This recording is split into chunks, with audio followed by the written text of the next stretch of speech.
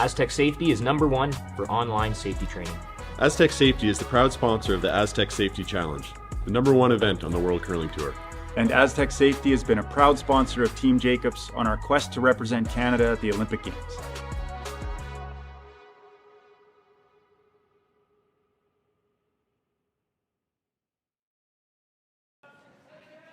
A very pleasant good day, curling fans, and welcome to the Martensville Curling Club. It's the Grand Slam of Curling Canadian Open Tier 2, brought to you live on Curling Stadium. We had this matchup here between Team McDonald with Jacques Gauthier skipping and Team Yamaguchi. Now, Team Gauthier is at 1-2 right now. You see them here throwing the yellow stones. There's Yamaguchi with the red stones. Yamaguchi has the hammer here on end #1. Thank you for joining us here on Curling Stadium. My name is Dave Schmel. Kaylee is our producer, and we're happy to have you here with us this morning.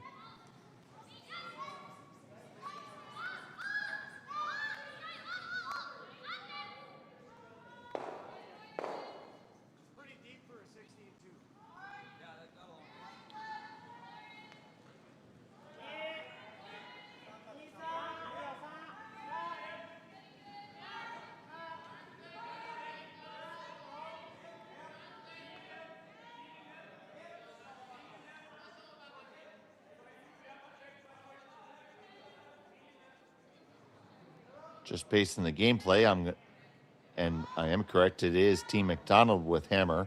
So we'll flip that over in our graphic in just a moment.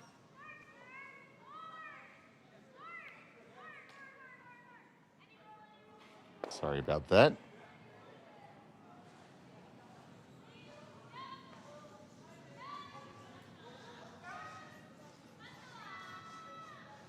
Here is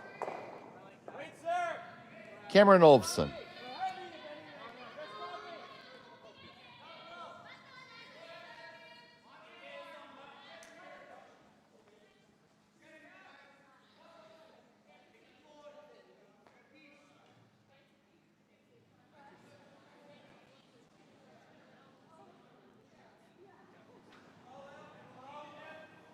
Now, Team Yamaguchi comes in at 2-1 right here.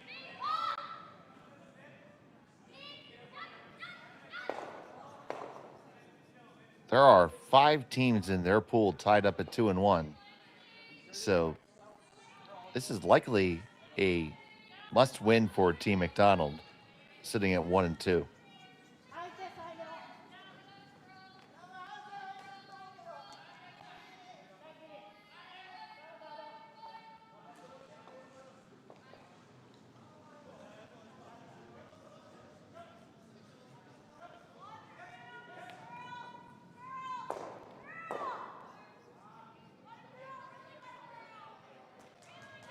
Bevy of guards up front. Let's see what Gauthier chooses to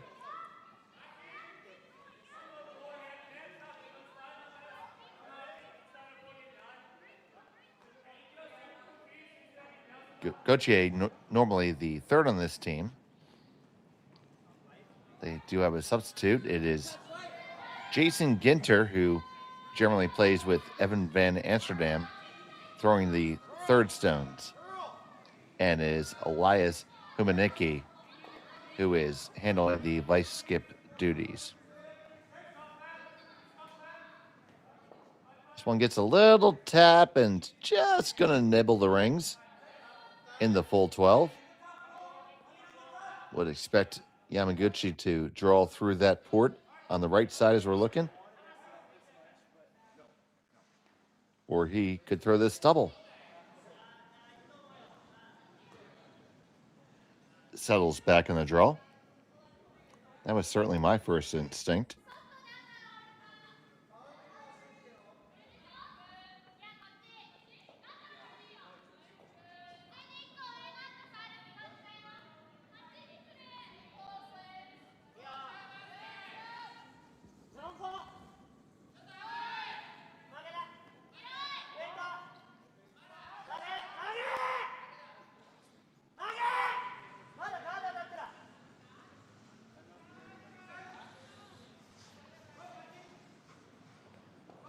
This one's going to wick off the guard, so both teams not really dialed in on the weight right now. Is the first draw of the day. Might be, obviously they scraped this morning, but maybe there's just a scudge of frost there.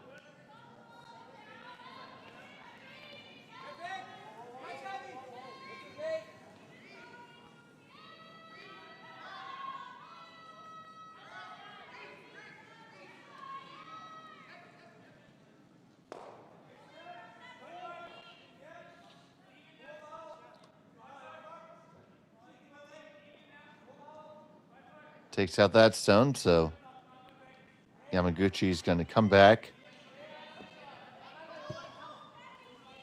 Throwing the third rocks here.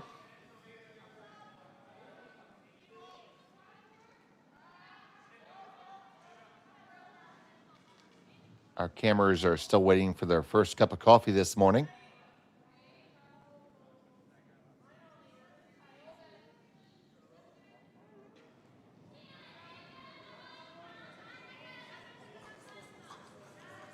So, Yamaguchi, Tsuyoshi. Ooh, misses the double. That over curled, and that's going to be a big opportunity for Gauthier.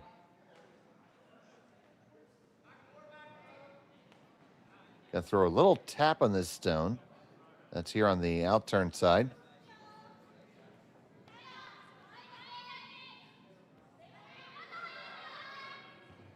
This is the substitute, Jason Ginter.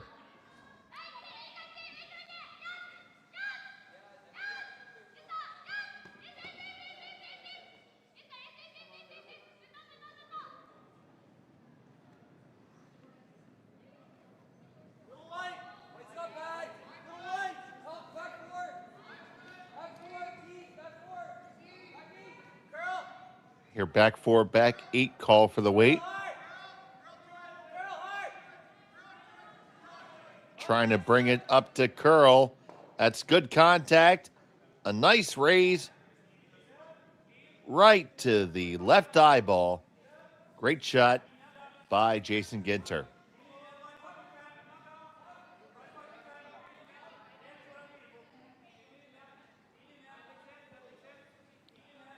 So now if you're Yamaguchi, little tough. None of yours are really going to rattle in there too well. You can play the right red that's near the house onto the next one and get rid of one of the yellows. There's a chance that your stone starts to spill in towards the button. More likely it's just going to sit right there.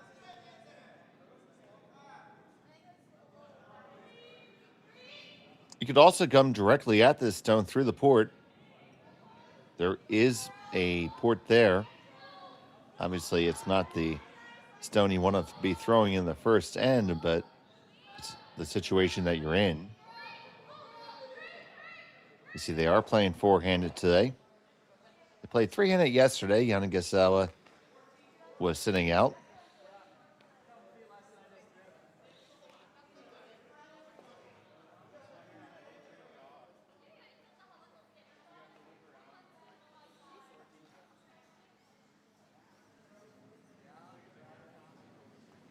So here's the last from Yamaguchi.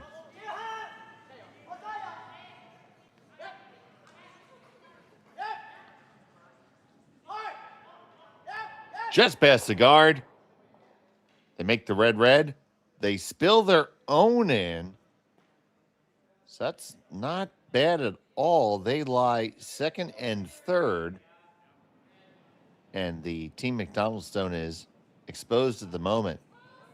So Gauthier thinking he's going to draw through the path here. Has to look at what is possible for Team Yamaguchi, though.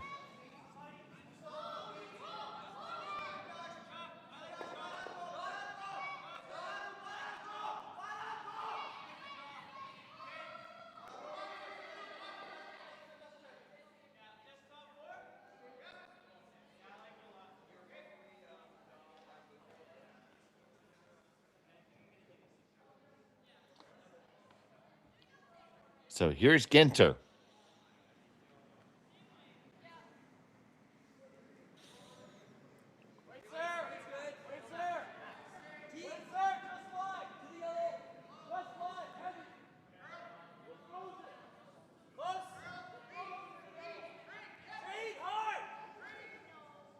Street and Curl must think it's pretty close. Is it going to get through the port? Yes, it does all day. And how deep? It comes right to the back of the button. I would think that leaves a double takeout there. Also, at the same time, you could follow that down, and I don't know what you do about it. I think that's what they're going to do. You follow this down, it's going to be really, really tough to be removed.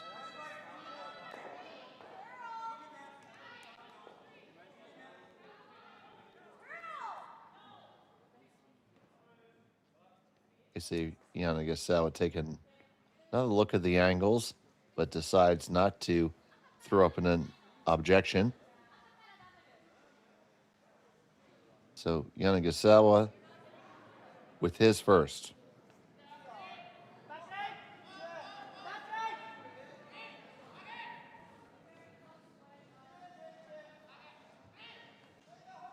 Trying that long carve method. Now just the regular. This does need to come over a little bit.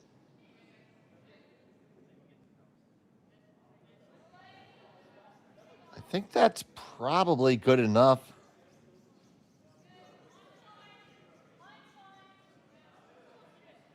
Lie second shot, 2 and 3. Sorry. Yeah, second shot, 1 and 3 belongs to Team McDonald. But no really easy way to remove that red.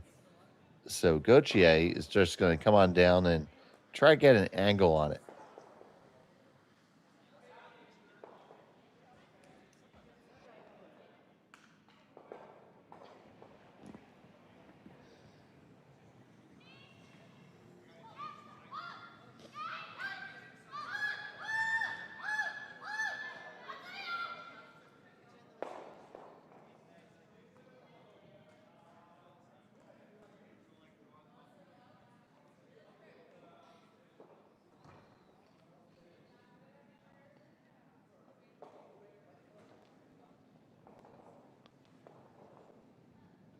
His first.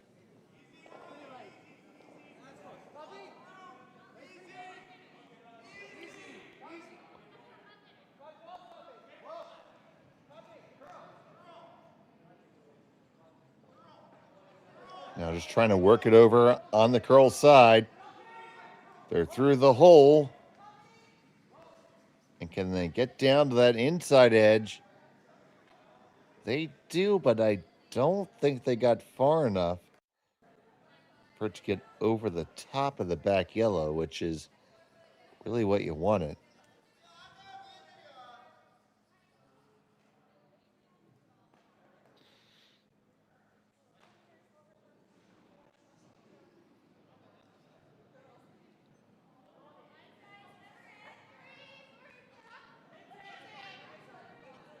You see Yamaguchi thinking the wide draw on the in turn might be able to get there, and with the way the rocks have been curling thus far, I think he might be right. Now, keep in mind, it's the opening end, and we really haven't seen anything this direction yet.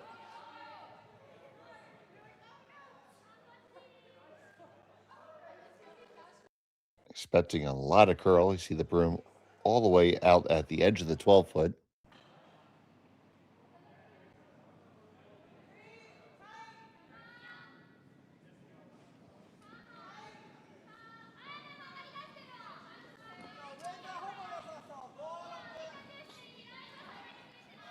It's on the way.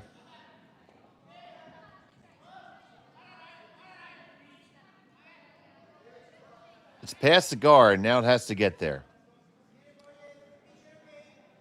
Make that turn. Make that turn and get all the way down. Just a little too wide. So it's still shot stone for Gauthier and Team McDonald. Oh boy. Just see what Gauthier referenced there. He is looking at raising that, his yellow, which is above the H and U in Churchill, onto the yellow in the rings, doubling off the two Yamaguchi stones and making 4.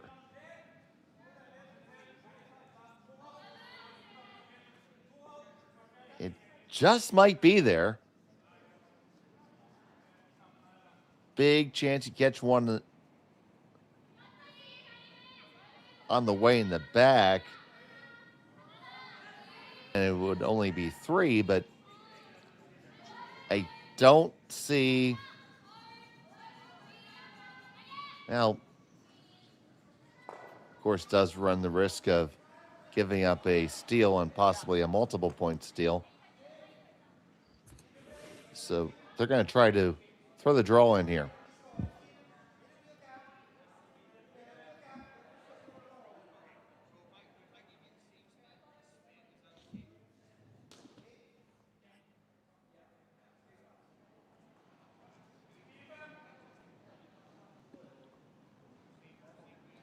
So here's Gauthier with the final stone of the opening end.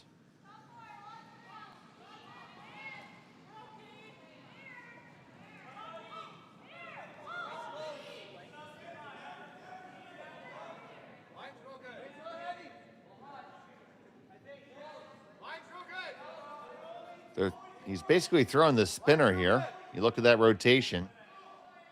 Spinning like a top. You need to get past the guard. They do. Does it have enough weight left? It doesn't. It'll be a single point for Team McDonald. Yamaguchi has a hammer when we return after this on Curling Stadium.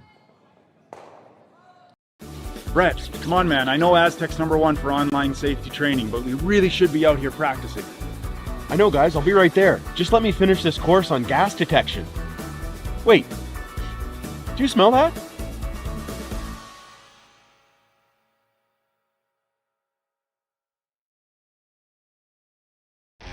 The 2025-2026 Grand Slam of Curling schedule is out, with big events happening all over Canada, like the Masters heading to London in September, the Tour Challenge from Nisku this October, the Canadian Open from Saskatchewan in December, and the Players' Championship from Steinbach coming in January. Early bird weekend and full event passes on sale now at gsoctickets.com. Let's rock!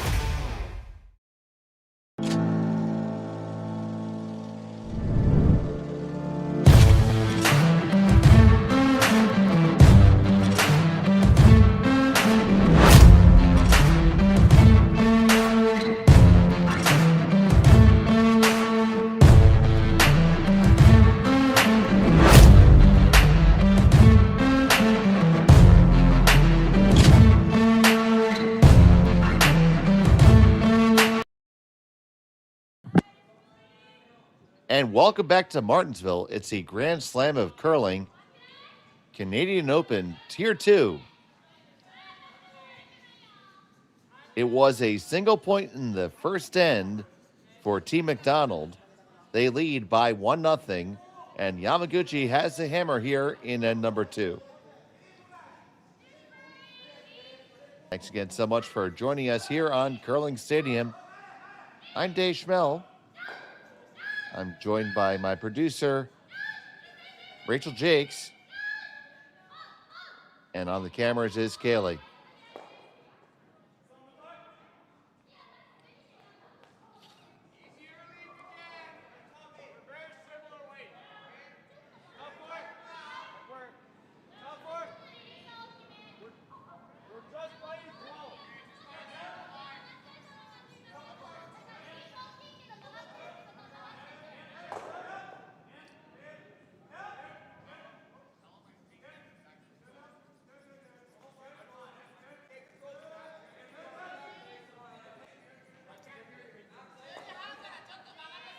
A bit of a overcurl on that center guard. They really would have liked to have been on the right-hand side, fighting the center line.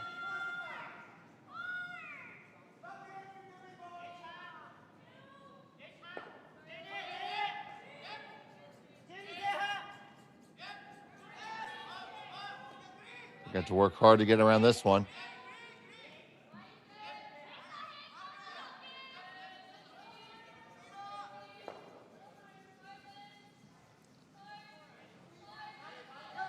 They got it. They make the takeout, no problem.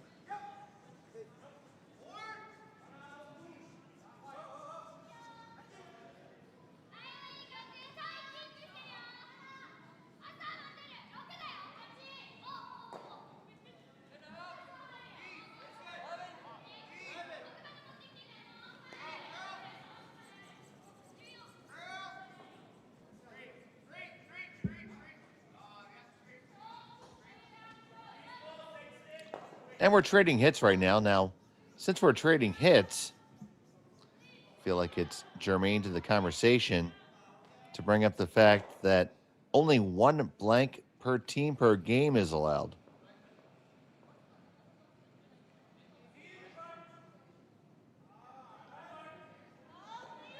And also, there are no extra ends in round robin play.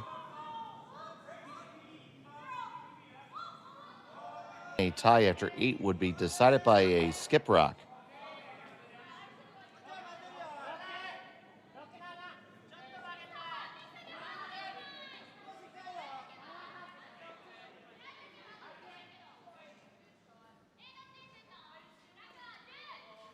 Draw by Team Yamaguchi. This needs to settle down.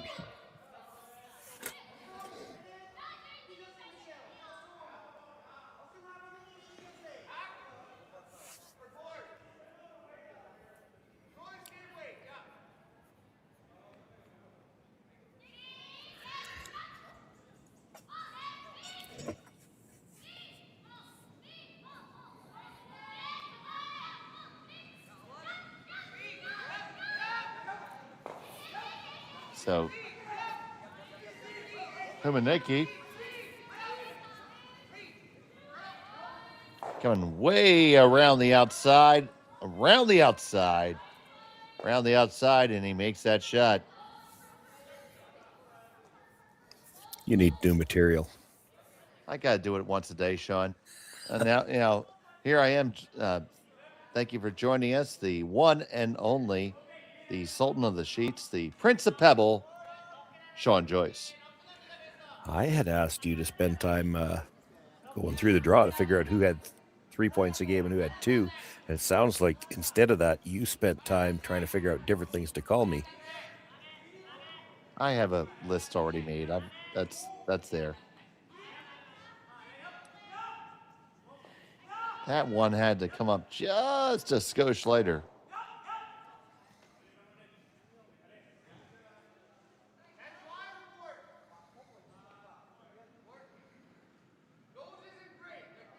So the opening end was a little bit back and forth. Both teams had a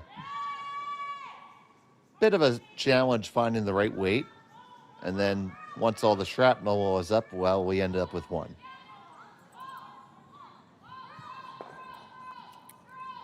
You're all caught up.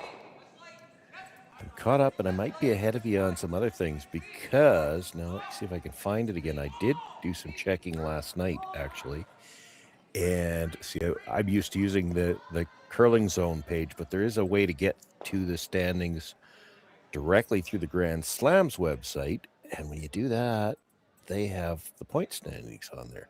They weren't up to date yet last night when I looked, so let's just see if I can find it this morning. So, of note, today, Team Yamaguchi is playing with all four.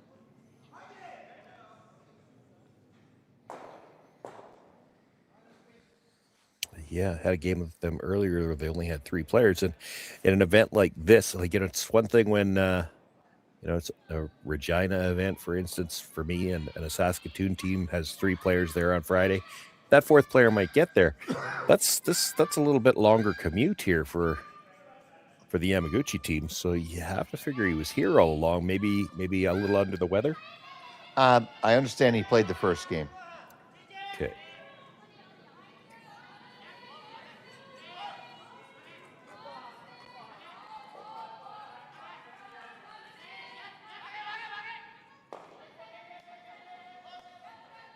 That is a beautiful hit and roll executed right there by Yamaguchi. It's going to make Gauthier play the straight run here. Yeah, Jason Ginter, the sub. Go ahead, John. Knows he'll get it even if it clips the one at the back, but if he crosses the yellow just a hair, the red, there is a possibility of jamming that one at the very back. Sliver high side is best. Ooh, that's close to jam. Was that strawberry, raspberry, blueberry, grape? Well, it's whatever kind Yamaguchi doesn't like, because Gauthier doesn't like, because it worked out well for Yamaguchi. The only thing now is he doesn't want to flop back under the center guard, because then the raise is a double. Even if with a nose hit, there's a slash double. He doesn't have a ton of room to roll to the outside because he can't hit it too thin and risk jamming it on the red himself. But if he rolls even just to the broom, that's probably the best. Doesn't have to bury it because the one at the back's open anyway, so they're going to have an open hit.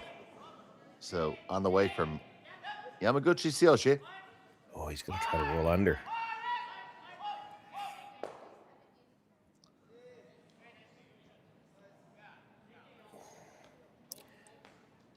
The scary thing about that is you force him to play the run, and if he makes it, he's probably killing both of them. I mean, it's unlikely he's going to miss both of them altogether.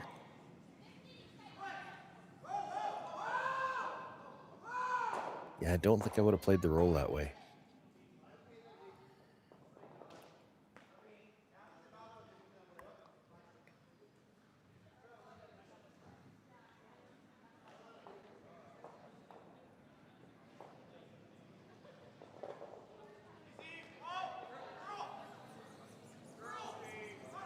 Trying to walk it over. They have contact assured.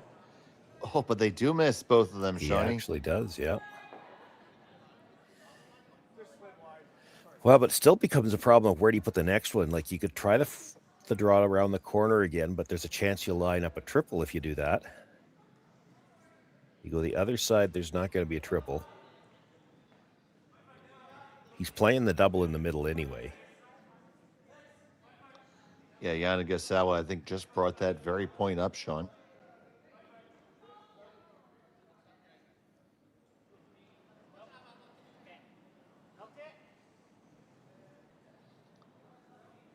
Obviously, the dynamic Yanagasawa, the longtime skip of this team, now Yamaguchi taking over those duties, but all 4 of these players have played together for quite some time.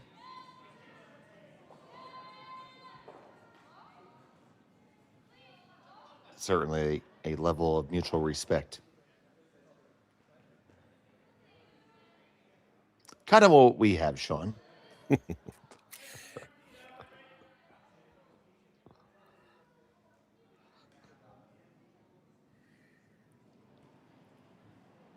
Just needs a good enough piece of the rings to outcount that yellow on the outside.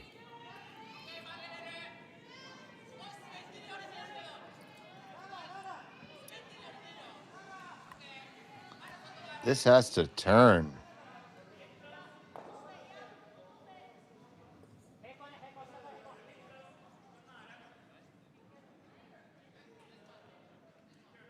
That's, is the triple there? Yeah, well, it might be. And it might be worth taking a go at it because you'd have to be awfully unlucky. I mean, you could hit that first red and drive it between the two at the back. But if you catch the one that was just thrown thin enough, it's coming back towards the other one. I mean, there's a chance. Well, Gauthier is lining it up. So you're saying there's a chance? Yeah, I mean, the trick to this one, he won't be light. You've got to come thin off the second one, come kind of across the face on the third one, because you have to have a way to get the first stone, the object stone, the raised stone, has to go as well. I mean, it's tough. You can try this a lot of times and be awful close to making it. What'll happen is the third stone, the one you hit first, will actually stay in the rings. So Gauthier going for the triple. Catches it really thin and just jams it right there. Yeah, it might not have been there for him because that is where he needed to hit it. Like, you look at where he hit the third rock, like that was where you needed to hit it to go. Let's take another look real quick before the draw. May not have the replay available, no problem. Yeah. Oh, here it comes. Here we go. Like, he hit it fairly thin. He could have gotten away with maybe just a hair thicker.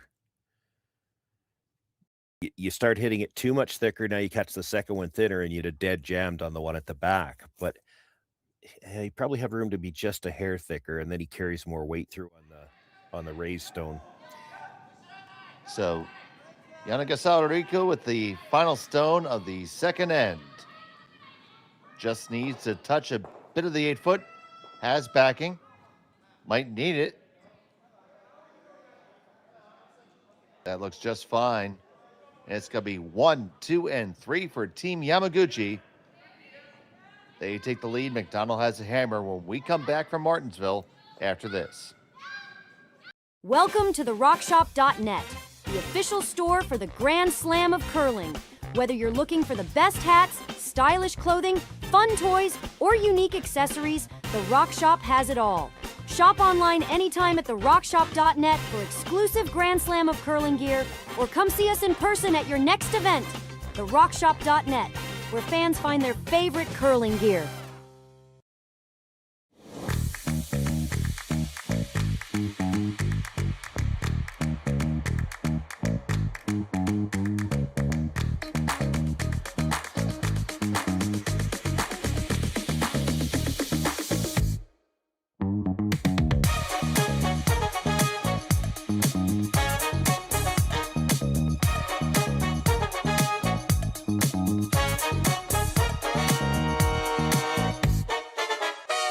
Developed over a decade in collaboration with the finest ice makers this side of the Atlantic, the Pebblehead PB5 is nothing short of a triumph of sophistication and craftsmanship. Weighing less than half its lumbering copper predecessors, yet boasting tenfold their durability, the PB5 delivers perfect, consistent ice, time after time. The PB5 by Pebbleheads.com, the apex of ice-making ingenuity for the roaring game of curling. And we're back in Martensville. It's the Grand Slam of Curling Canadian Open Tier 2 on Curling Stadium. Thank you so much for joining us. Arigato gozaimasu. We are very happy to have you here with us. Dave Schmelz, Sean Joyce, and Rachel Jakes on the production. Honored to have you here with us. And it was a big score, 3 for Yamaguchi in the second, Sean. Yeah, very patient. Same thing that we saw last night, ignoring some stones, trying to get one established around the corner. And once he got the first one, it kind of got a couple of bonuses after that. One missed run back where you'd expect, certainly with the weight that Jock throws, and as often as they throw those, you expect him to make contact with one of the stones anyway. Well, actually, you could go the one before that where they jammed it, made the run back, but then jammed it on a stone at the back. It's just 3 shots in a row, really. Gauthier didn't get... well, if there weren't 2 kinds of luck, he wouldn't have had any. Let's put it that way.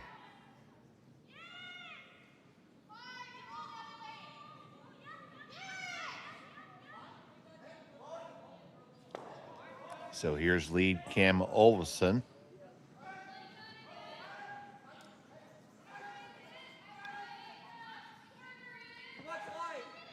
The heater is in operation in the ice shed here in Martensville.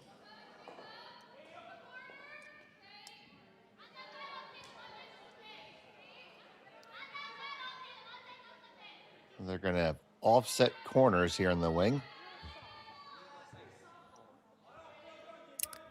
Yeah, that's a bit of an unusual offset on the corner.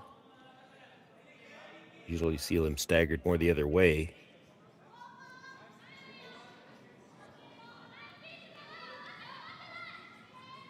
Well, unconventional setups usually mean we end up with an unconventional end, so should be interesting. We see the stones from Yamaguchi are both in the house.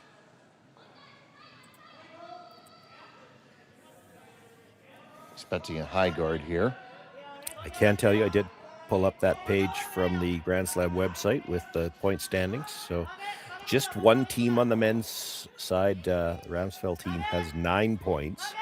Looks to be that there are already 7 teams with 6 points. So, and one of those being Yamaguchi. So for McDonald, the McDonald team sitting at 3 points right now, they have to win this game outright to even potentially put themselves into a tiebreaker situation. They can't look to the extra end or the skip extra draw shot.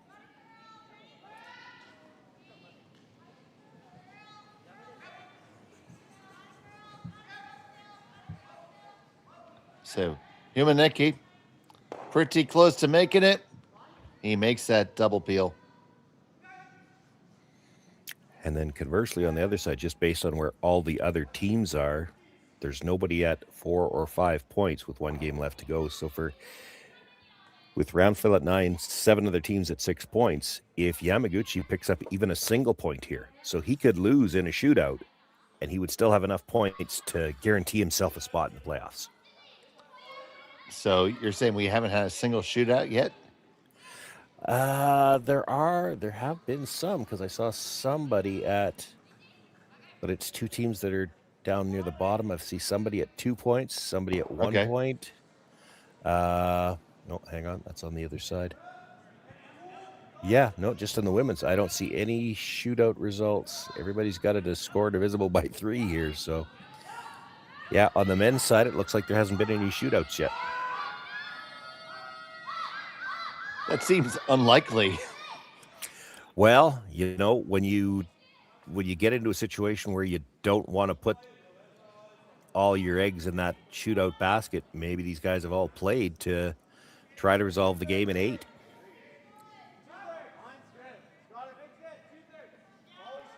I know there was a lot of discussion about moving to the shootout and the pluses and minuses, and just some proof in the pudding just by what we're seeing here. Not really coming into play, maybe stimulating more action. Who knows? Yeah, it could be. That guard's better placed. It's hard to go after the tight one now. I mean, you can get it, but this is more of a finesse shot now. Yeah. So many folks were saying, moving to the shootout is going to cheapen the game, so to speak. But I don't know. I haven't decided yet, Sean. I don't mind it. I take the other approach. Like, there used to be tiebreaker games played in the Briar and the Scotties. The Slams have done it some, but tiebreaker games are a scheduling nightmare. However, I think I want to be careful how I phrase this. I prefer them as a way to break ties rather than using the last stone, the cumulative last stone draw score. I'm of the opinion that's not even part of the game. So why are we determining our playoff teams based on that? So by doing this type of a system, you're going to have fewer ties. And the other side of it is also, if you're not going to play games to break ties after the round robin, then why do you need to break ties in the round robin anyway? So I like this system, especially when they're using the 3-point scoring system for the games. It reduces the possibility of the probability of ties at the end of the round robin portion. And if it does, it makes it like one tie. Yeah, and the fewer games the fewer playoff positions that you have determined by that cumulative last stone draw, in my opinion, the better. It does also mean you've got it in your own hands. I mean, if you need to win outright, you just have to play 6, 7, and 8 a little different. You can't afford to go into the shootout because you need the extra point. Well, at least that's in your own control.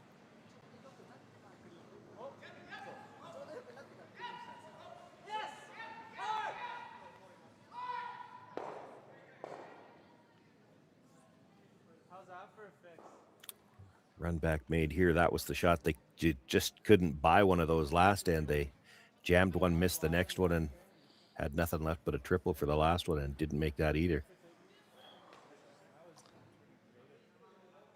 And Jason Ginter is just trying to screw me up intentionally, Sean.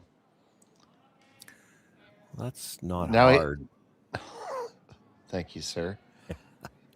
Because he has the white jersey on today. Whereas it was Olofsson wearing the odd-colored jersey yesterday. Okay. I haven't. This is my first time seeing these guys this weekend. And I had assumed yesterday that, a lot of times when the spare comes in or a sub, they're going to end up with the odd jersey. Well, I end up being the rostered player with the odd jersey, and that screwed me up. And, of course, Connor was laughing at me, but it's Connor's fault. They're still in the same realm, at least. The game yesterday we did with 2 women's teams that both had black jackets with royal blue trim. That's where I start to think, okay, it's time for home and away jerseys with all these colors.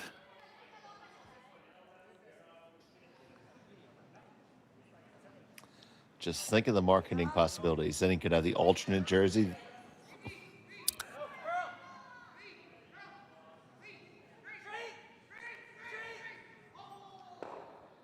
On the run back, they make it, they stick it, halfway undercover. Yeah, that's still pretty good, though. They've got last rock here. It's hard to make a play on that and stay. Well, if you roll out, even if you roll to the outside, and they're going to play the run. So Jacques Gauthier probably already sitting back there thinking about where are we going to draw, because he knows his next shot is a draw to try to pick up the deuce here.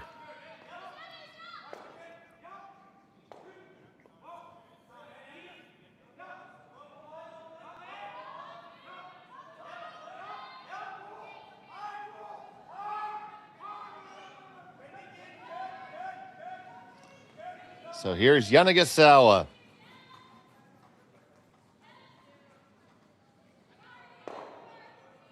And he runs it right on by.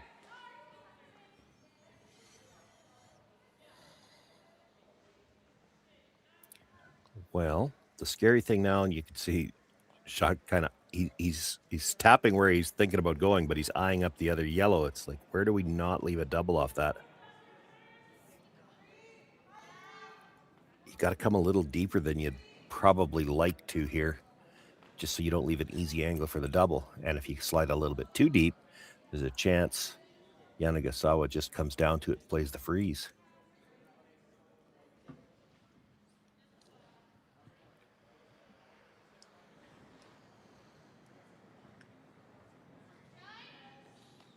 Just full 8 buried at the top, probably leaves a double. You're going to want to bite the forefoot here, I think, behind the guard. Just bite the top of the four. He's still likely going to try the double, but it makes it really thin.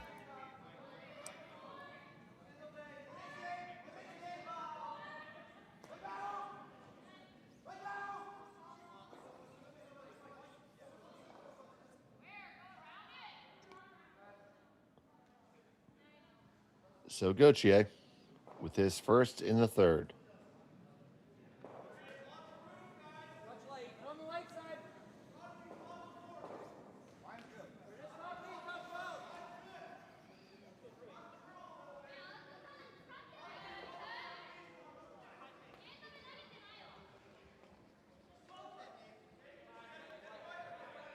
This is not going to be deep enough.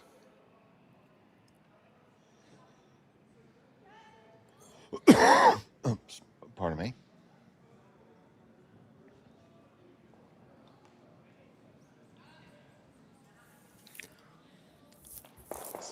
Well, this gets interesting. Double on, yeah, right. Leaves the double and probably forces the blank.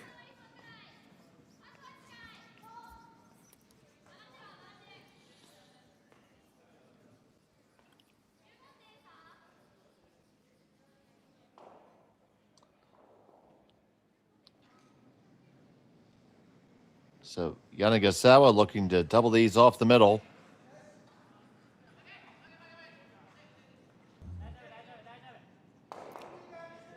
Bang, bang, away they go.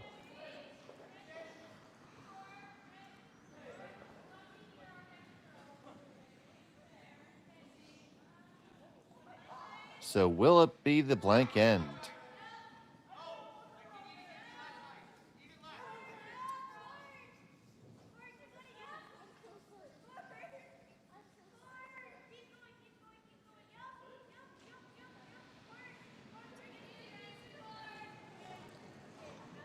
Final stone of the third. Well, you usually don't stick around with this kind of weight, and you won't. The blank goes in the books. Team McDonald with Jacques Gauthier will have the hammer when we come back. Hey, Mark, you ready for this game tonight? Yeah, I'm excited, man. Cupsy, what are you doing over there? Don't worry, boys. Was just on AztecSafety.com, took a fire extinguisher safety course. Paul, I'm putting out the fires from now on. Woo!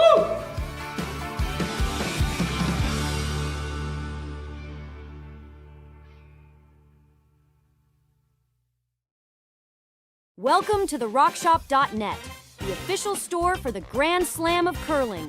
Whether you're looking for the best hats, stylish clothing, fun toys, or unique accessories, the Rock Shop has it all. Shop online anytime at the RockShop.net for exclusive Grand Slam of curling gear, or come see us in person at your next event. The RockShop.net, where fans find their favorite curling gear. Who knew after 20 years in real estate I'd have to make silly videos for Instagram and come out behind a tree? Stu, we need to do this stuff. Why can't I just door knock into open houses like I did in the old days? That doesn't work anymore.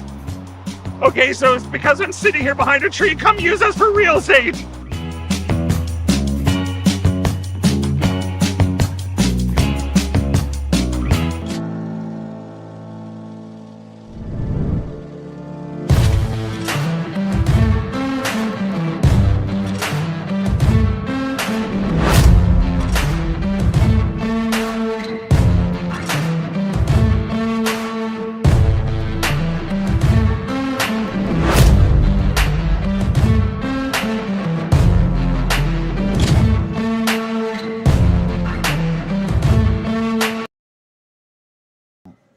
And welcome back to Martensville.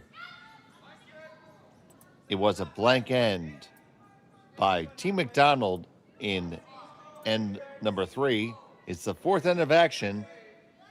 McDonald still has the hammer. And Sean, that was the one blank that McDonald gets to use. Yeah, now, down 2, it seems unlikely that he's going to have another chance, although I guess if you got forced into a blank situation here under traditional rules, you'd probably still blank the fourth end. It's still early enough in the game you wouldn't just automatically take your one, but he would have to here. Now it's the even end, and a lot of these teams, even in traditional rules, are going to play a little bit more aggressively to try and score in the even end. If he could get his deuce here, he's back to even with Hammer in the even ends. That's a pretty good position.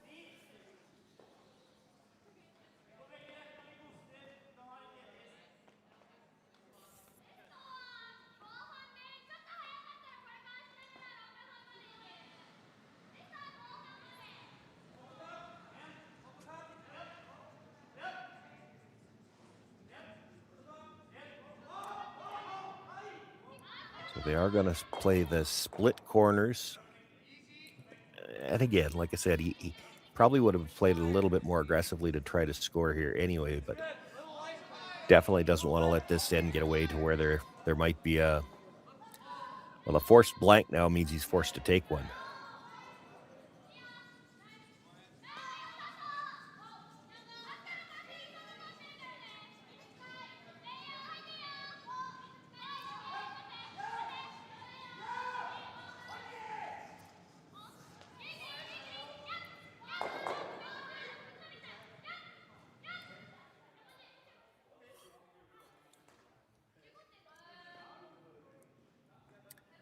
So Yamaguchi now will call for the center guard, and then Gochi has to make a decision how he wants to address the middle. He's going to have to deal with these rocks in the middle, but you run into issues with, especially with the men's game, how well these teams can remove stones. So if you just start playing a triple, like you could play the run, try to get all of them, you might see Yamaguchi start peeling your corner guards.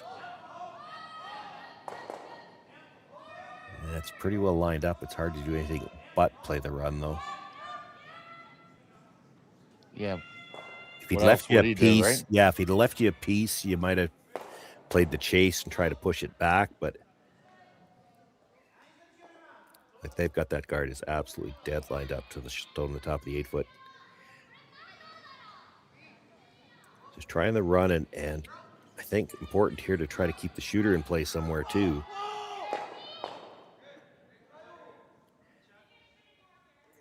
Hits 2. Leaves the shooter maybe tighter to the center line than he would have liked.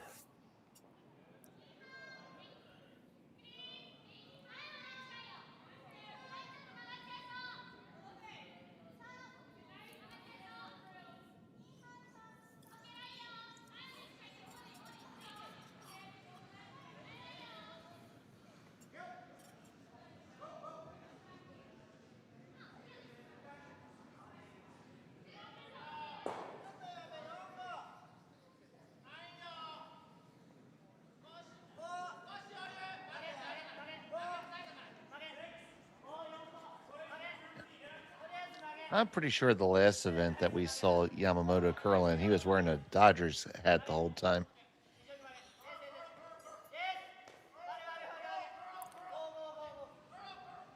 But regardless of what hat, he threw that one pretty well.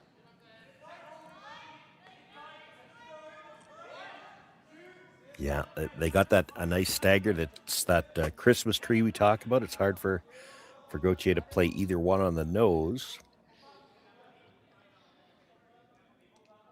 But he'd like to get some rocks in the ring. So rather than play the run back this time, he's got the hit and roll.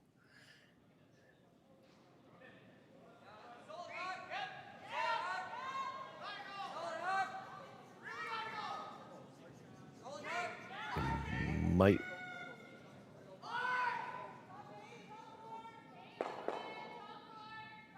Just passed. You'd almost have to see the replay to see that, but I think Gauthier gave up. I think you take a look as the camera view switches, and they made a decision early. Like you've got to, when he's tight on this, you got to decide: are we still playing the shot, or are we going to try to take the guard? They called the brush on. They're going to try to get it by, but watch Gauthier's head come up well before the guard. He thought it was on the guard.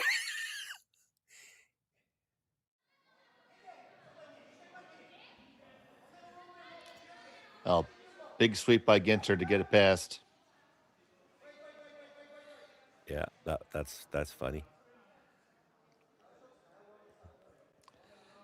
Glad we could amuse you, my friend. Well, it's one of those ones where, because you know what I know what he's thinking. He's thinking, I should have called them off earlier. We should have hit it thicker, because he was thinking, we just rubbed the guard, and they get by. So Looking for this one to curl over a little bit. Now the roll, probably take the big roll now. Didn't commit to that quick enough. yeah, I'm trying to decide if the little spin helped them or not. I mean, it might have, actually, because now I don't know if you can see enough of the inside to play the double. The hit and roll in front still good. That's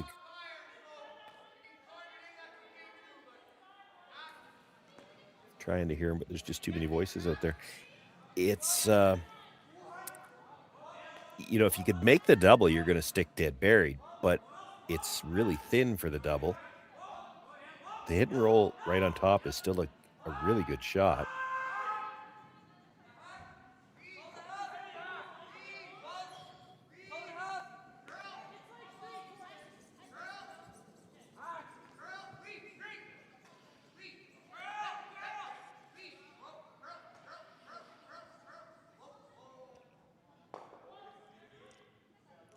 That's pretty good.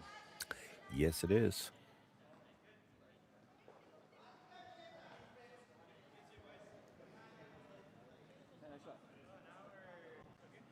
Yeah, probably forces Yamaguchi to come right in, too.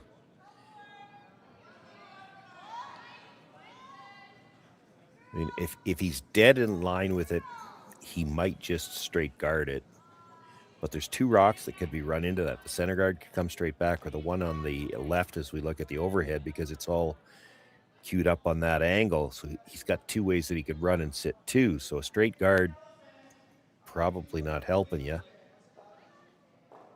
Even with this, you'd love to move it enough to break up the freeze, but you don't want to move it so much that the red's not shot rock anymore. So you're playing with a very precise amount of weight here.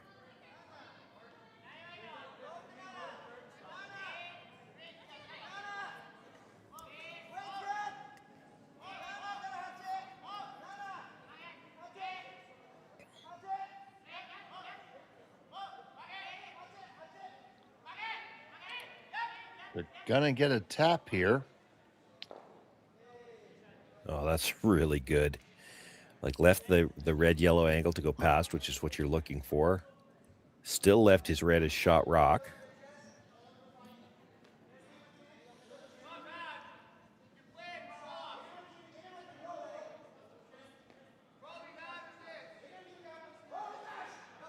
So you see Gauthier thinking of coming down to shot stone. Yeah, that seems tough. I don't love that. Just looking at the angle run in. I mean, it's tough, but everything's on the right angle for him coming from this side.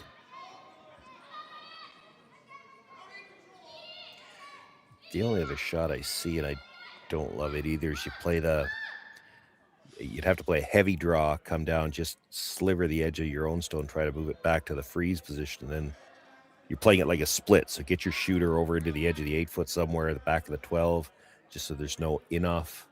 And you're still hoping for some kind of double opportunity later if you're going to bring that stone into play. It's all so tough. This is the best result.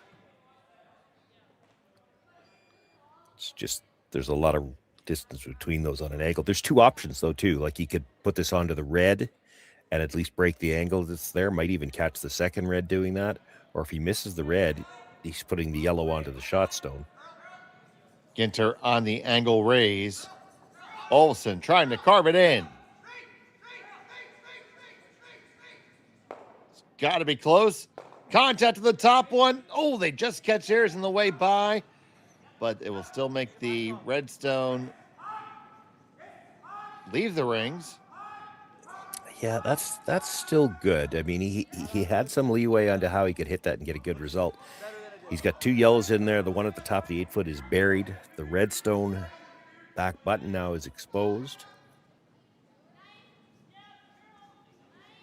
So do you like drawing in, guarding, run double? guard's tough because he's got another same type of run back on the other side. He's even got the straight back, unless you overlap the guards. It seemed like the corner freeze there.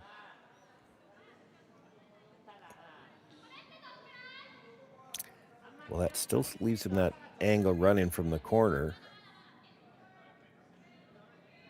Don't know if he'll play it on his first one. He might.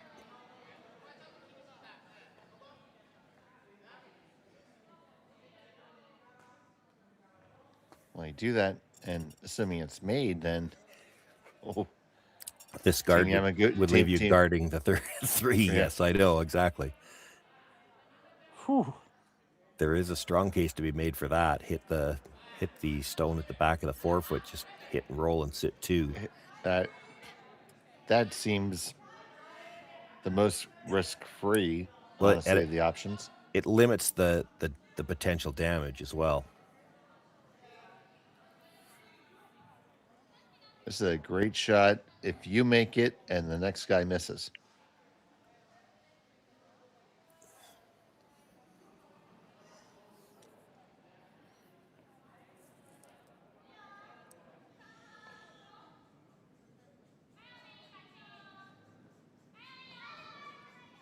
So here's Yanagisawa Riku.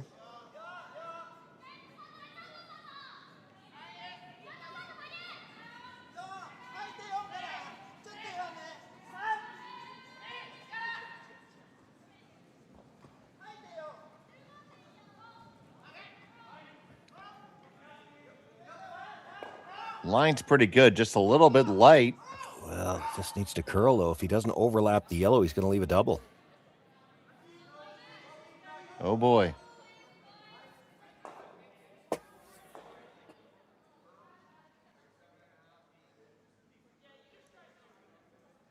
Line was good if he'd had the weight to get to the corner freeze, but by leaving that little bit short, he didn't get enough time to curl. And I mean, you can see it. It's nose hits, getting them both. Now that might leave a triple in return, but Coachy can't really worry about that. He's got to make this double. And I mean, you might with big weight, you might be able to hit it just a sliver low. With the weight he can throw, if he hits it just a sliver low, he might roll far enough to not leave the angle for the triple. But if you ever miss that stone in the forefoot, you might not get out a chance. So Gauthier throwing nice and easy. Ginter picks it up pretty much right out of his hand. This is over curling already. Is he even going to get a piece of the one in the back? No, it won't. Well, he takes away any option that Yamaguchi might have had to go after the stone at the back of the button. He does protect against that. They know the angle run-in's coming, so you can't just throw the straight guard. You make the same freeze again, it's still a shot for three.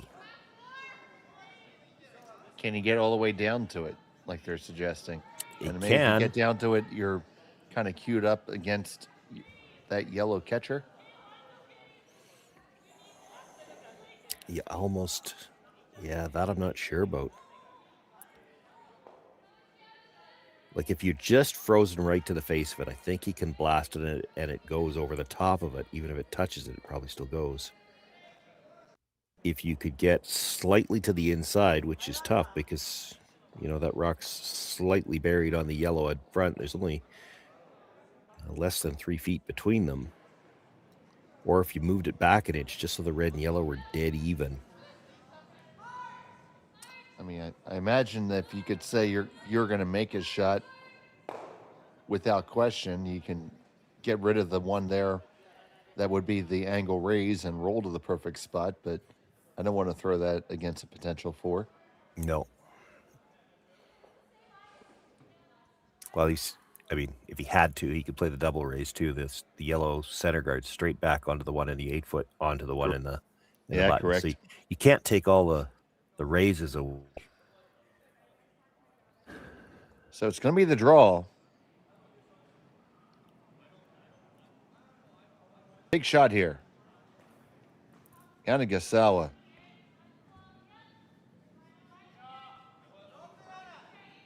with their team's final stone of the fourth.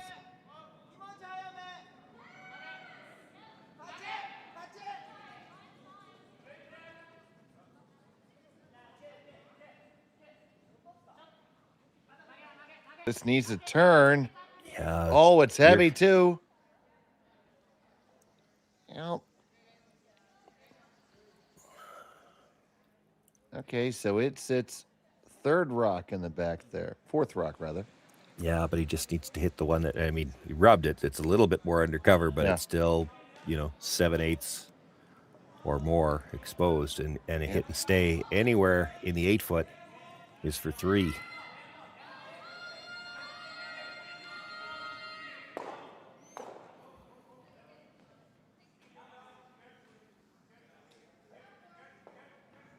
On a study of how quickly an end can turn, it'll be Jacques Gauthier trying to get 3. Final stone of the fourth.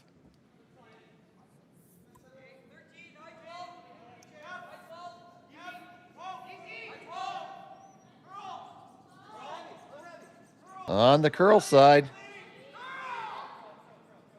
Looks like it's going to track in enough. Will it? Will it? It will. And that's 1, 2, 3 for Team McDonald. They have a 4-3 lead. After 4, we'll be back on Curling Stadium. Imagine being able to stream every curling game from every sheet from any event, be it your Wednesday league game, bonspiel, or corporate event. Curling Stadium offers an all-inclusive streaming solution featuring high-quality cameras, ease of use, great reliability, and minimal installation. Offering your sponsors customizable ad space on your streamed curling games and being able to sell video packages to your corporate events for increased revenue. With Curling Stadium, you can stream to any device, be it your mobile phone, tablet, or computer. Push the feed to your desired platform, be it Facebook, YouTube, or any other social media. Curling Stadium is simply the way forward. Where it's commonplace in other sports to televise every game, we want to do the same. Curling is a global sport, and it's time it gets the coverage it needs. Make your curling club the next Curling Stadium. Hey Ben, what's the Aztec Safety online e-learning website again? Yeah, that would be aztecsafety.com. Fire extinguisher and firefighting, we'll send that one to Paul.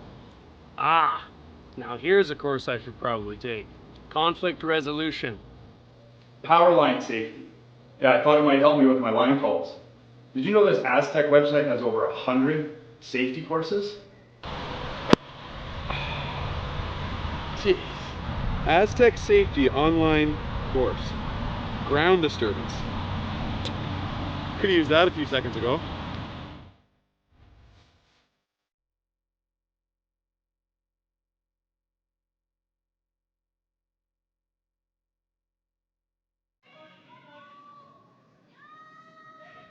And welcome back to Martensville. It's a 4-3 score, and Team Yamaguchi has hammer here in the 5th.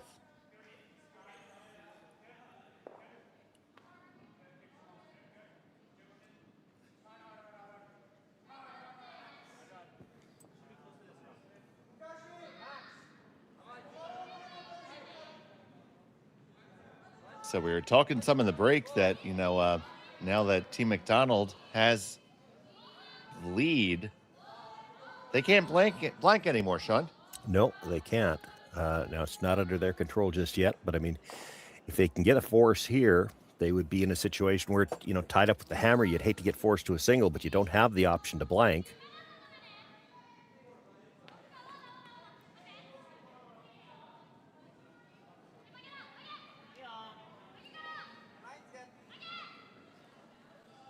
This is interesting. Yamaguchi not playing a corner guard here, so he's playing this like traditional curling where you're trying to keep the blank alive, so to speak.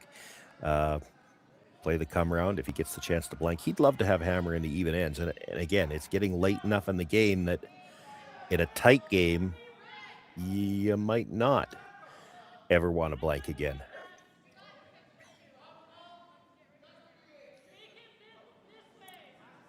But as you get tight, coming down to the last few ends in these games, and especially if you've already used your blank. And for Gauthier, the McDonald team being skipped today by Gauthier also has to factor in that they have to win in 8. They can't go to the shootout. They go to the shootout, they're eliminated from possibly making the playoffs.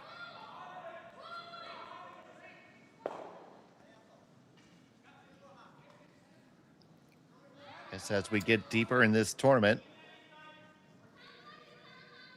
scenarios start to get more and more interesting for sure. Yeah, and just because the format's a little different than what they're used to, they're going to have to think.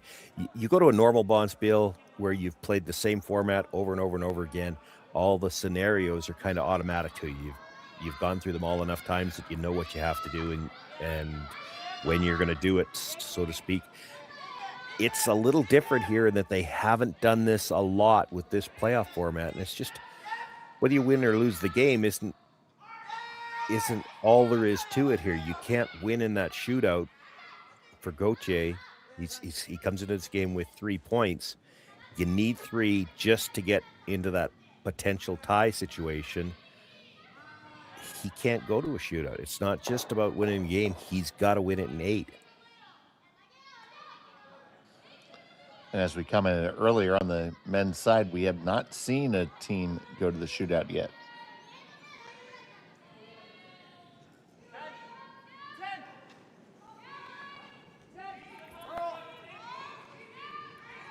Yeah, technically, mathematically, nobody's even guaranteed. So if I total them up, I said there was at least 7 teams with 6 points. That's where it was sitting when I looked last night.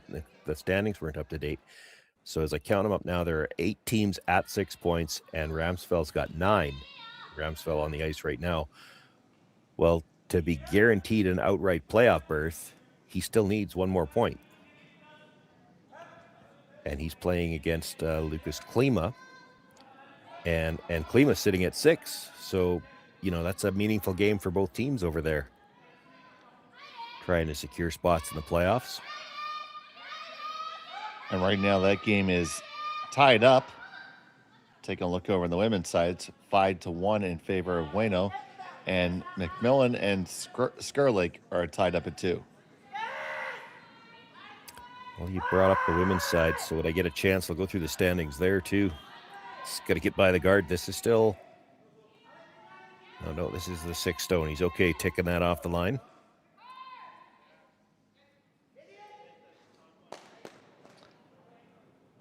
Does a nice job of coming onto the rings, too. Yeah, double might be there. That last little spin when it came a little deeper. It's flat, but it might be there. He's going to give it a look-see.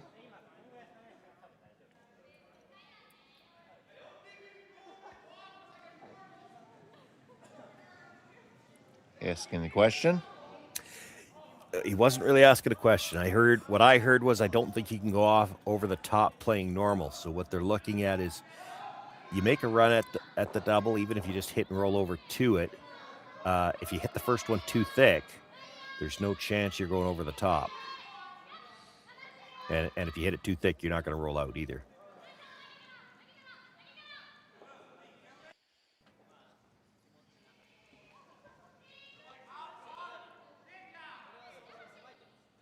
So Humaneki.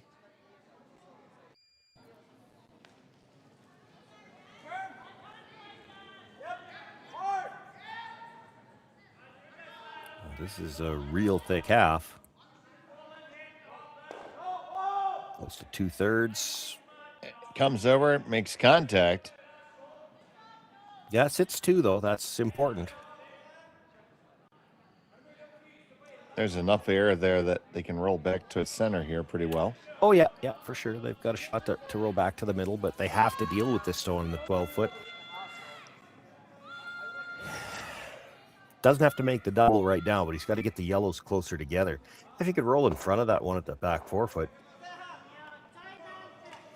So, Yamamoto to Kero. There's room to roll past it and be undercover, too. Just a couple of ways this can work out really good for them.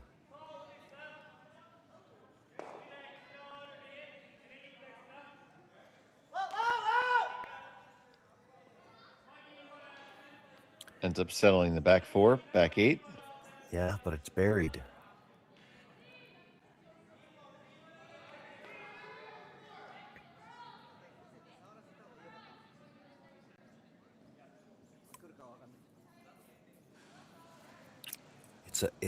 I mean, I don't see a blank coming, and that's fine for Yamaguchi, but this is a fairly risk-free end for him to play now. The guard's off the center. The rocks in the house right now are behind the tee line. Even if this one comes in front of the tee line, it's not going to be on the button. So he knows he's going to have a shot to score here. He's got one biter hanging around already. He's got a stone at the back of the 8-foot that they're not going to be able to get rid of on this one. Like, there's some shrapnel piling up to where he might have the opportunity here to pick up a big end.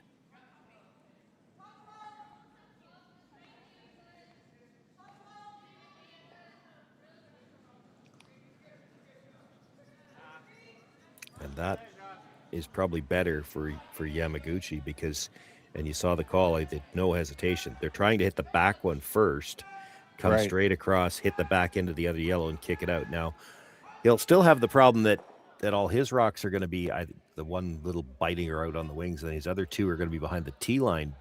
But again, risk-free. He's always going to have a shot to score because the button's always going to be open, and this could be a lot of red rocks around after this.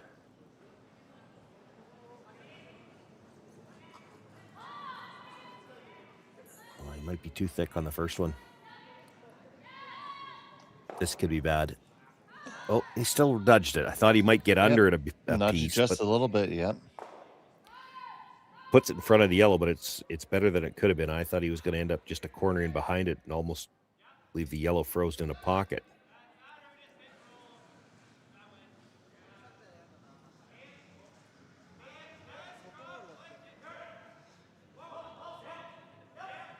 Yeah, that's what I like. I think if you're Gauthier, you're freezing the pocket now.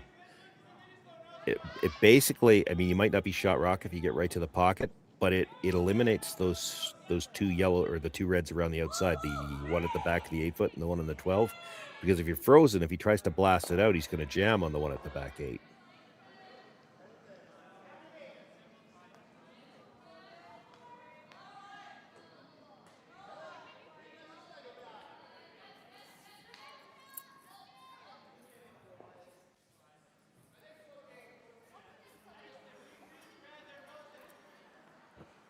Problem with the hit, it's hard to roll far enough away to not leave the double back.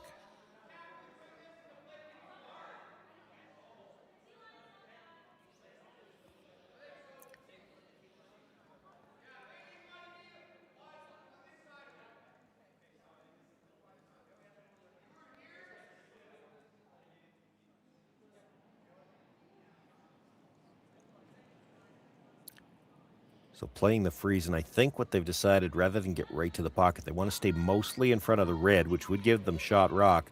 Probably, if anything, just offset a little bit towards the pocket, though. I don't think you want to be offset to the outside.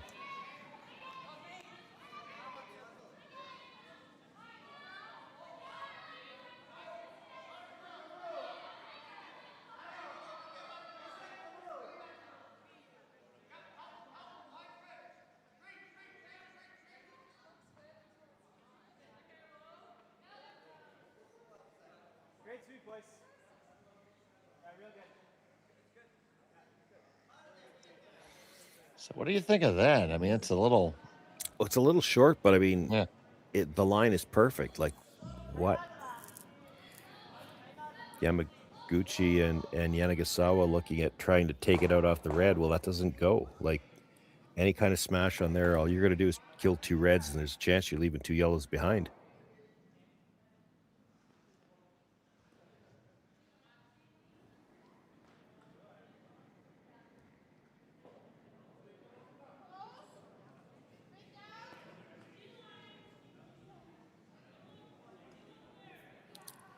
Can't get to the side of it that he'd need to try to pick it. I guess you could try to run the guard back and pick it, but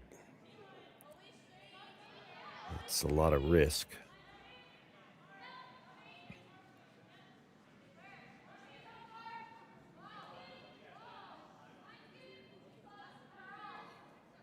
The problem that stone has created, and yes, he's still got shot rock right now at the back of the button, but as I was talking earlier about he can play this end risk-free because he knows he's always got the button to score, well, he doesn't have all the button anymore. Right.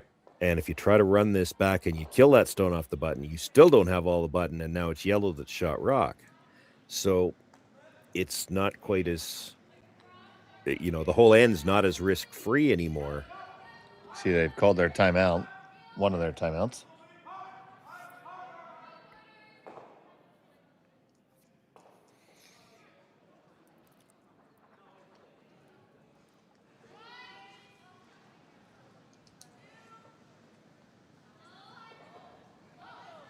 Both teams are afforded 2 timeouts in this format.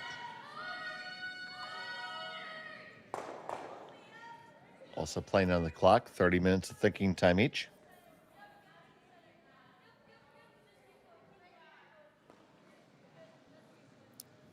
What does Gauthier do if you just peel the guard?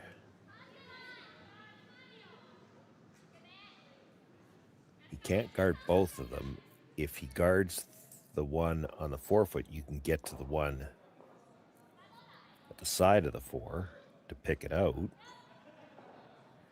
Looks like they gave some thought to the wide in turn. Yeah, you could probably get there with a freeze yourself. That might be worth thinking about.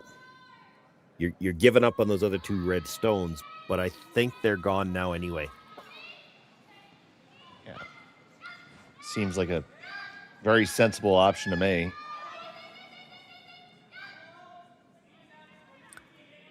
Well, it doesn't take away the fact that Gauthier's got this rock to just tap up a foot. That's the scary part of it.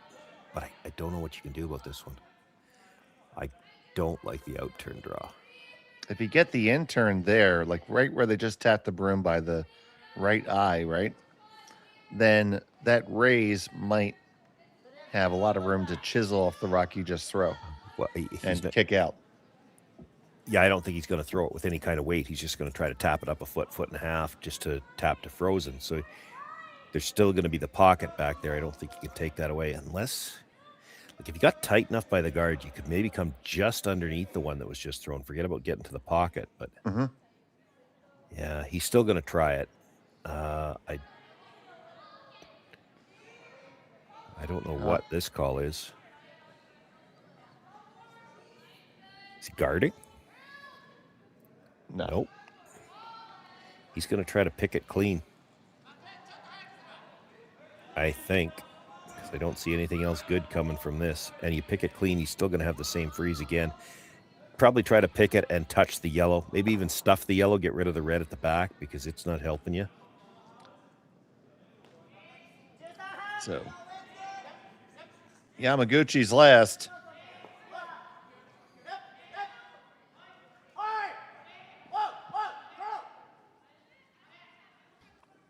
Trying to walk it over. They're going to get a piece. Yellow grab the other one, freeze it onto their own. I'm not sure why they were trying so hard to make that curl. Yeah, I don't think that helps too much. Thinner was better.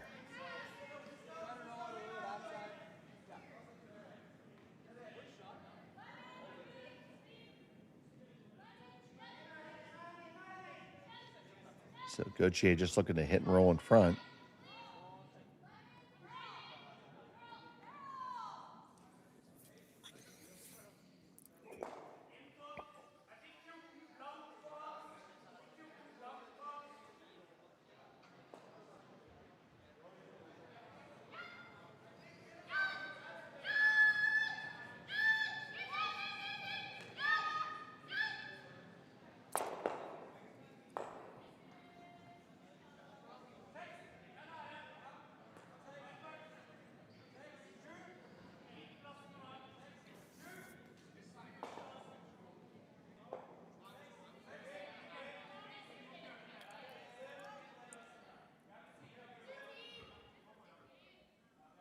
Perfect roll's probably dead in front of the yellow. You don't want to over-roll it at all because then I think Yamaguchi's kind of way out of jail now would be to freeze into that and wiggle the yellow over a little bit.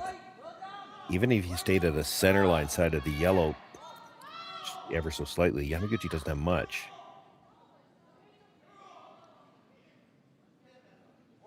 It finishes. Not enough, though. Did that leave something for Yamaguchi and Yanagasawa? Well, if they can get to the stones at the back of the forefoot, which, you know, might at very least open up some room, the red one's the only one leaving. Can you roll to a good spot? I don't know. I don't know if there is a good spot to roll to.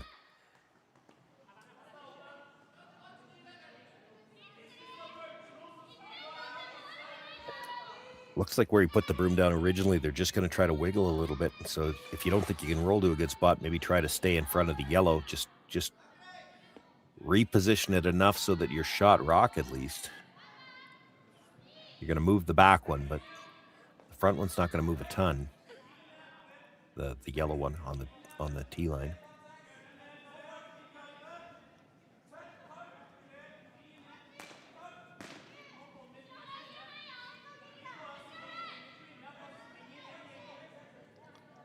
So here's Yanagasawa.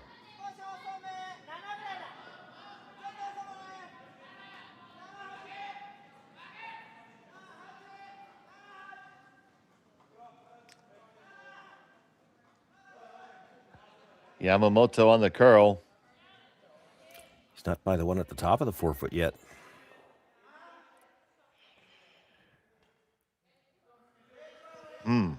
Well, it's interesting. That actually helped him because now he could come off the yellow for the double. Right.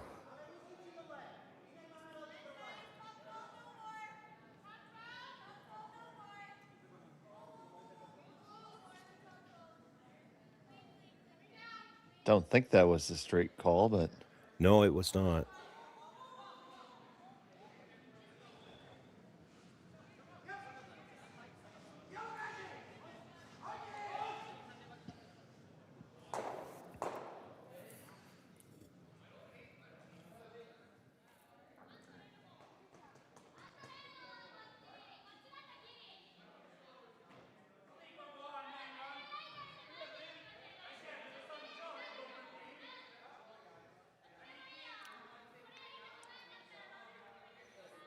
Is there any benefit to just picking off the red in the back? Yeah, there is. I mean, that's a bit of a tight port too. Still going to have a shot for 2, but it won't be for any more than 2. And it's possible that second yellow, when you play the double on the yellows, it could stuff absolutely dead on the one that's just outside the forefoot. Then that stone at the top of the forefoot wouldn't count. Still be third. It wouldn't count. Yeah.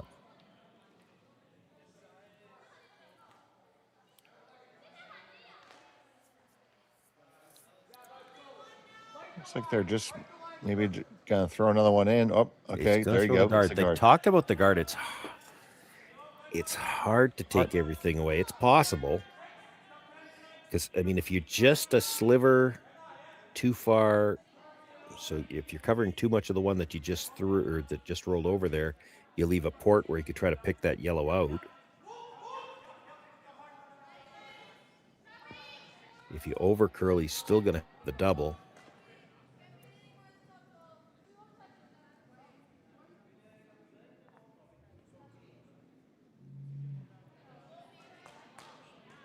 But if you can make it, yeah, there's not going to be a lot left. It's the last from Gauthier. Looking for the perfect guard here.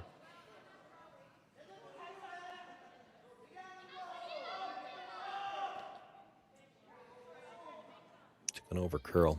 It's over curls. It's going to leave a shot for a few. Yeah, he can't throw it with big weight, but I mean, you can get there and it's probably just for 2, especially with quiet weight, because it's going to jam on that yellow that's just outside the forefoot, and it would need to spin a little bit to bring that one at the top of the 4 or put it onto the scoreboard. And I just don't think you can do that with quiet weight, but you can definitely make the shot for 2. You only have to move the second one a couple of inches, so you could throw this with back line if you wanted to. I'd say this is probably like 11 weight with this broom. It is really thin on the first one.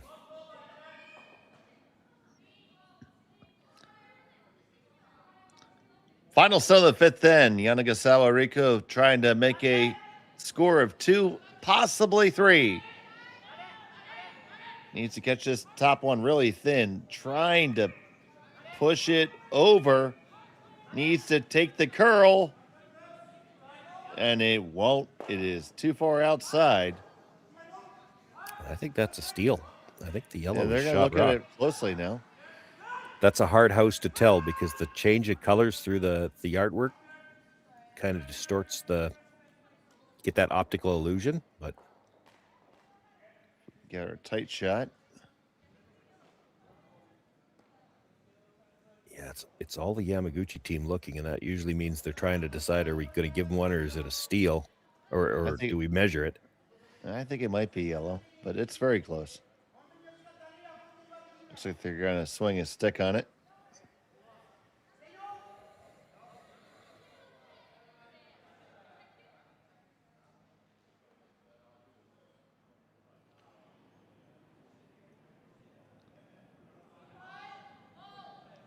So you see Homaneki with the measuring device.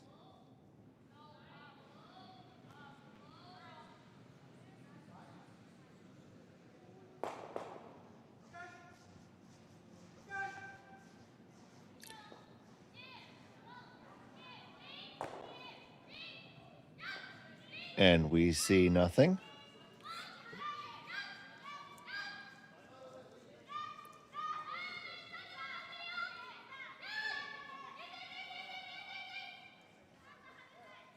Is indeed a steal of 1. Team McDonald has a 2-stone lead as we go to 6. We'll be back after this. Brett, come on, man. I know Aztec's #1 for online safety training, but we really should be out here practicing. I know, guys. I'll be right there. Just let me finish this course on gas detection. Wait. Do you smell that?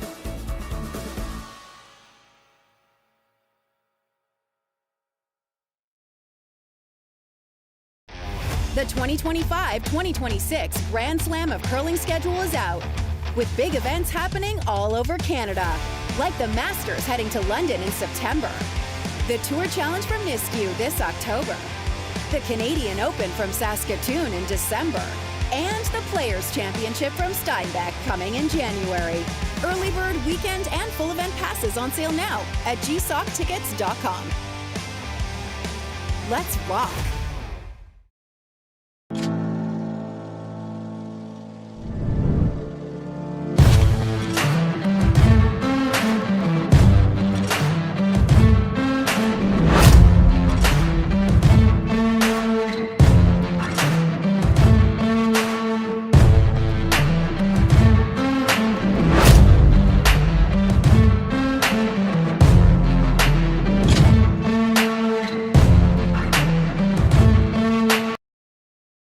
Both already done. Welcome back to Martensville. It's a Grand Slam of Curling Canadian Open Tier 2 here on Curling Stadium. Steal 1 for Team McDonald, skipped by Jacques Gauthier this weekend. It is Team Yamaguchi with the hammer in the pivotal 6N. Dave Schmel and Sean Joyce here with you. Rachel Jakes handling the production. A lot of stuff went on that last end, buddy. Yeah, a lot of stuff went on, and not able to get to that inside for the last one because he still had a shot for 2. And I'm just looking around here. So both women's games already finished. So as we look at our clock, as we start here, 8+ and 10+ minutes, but 3 ends left. So they're getting a little tight for time. And then I double checked really quickly on the other men's game. They're still in the 5th end. Wow. Well, I might have the wrong drop on the women's because they do look like they're still out there. Yeah, some of my scores are slow updating, so I'm having to check the live feeds to... All it happens with age. I've got a couple of the games that online, like the other men's game, the score online is still showing after the 2nd. Well, you know they're farther along than that, so when I check the live feed, they're in the 5th.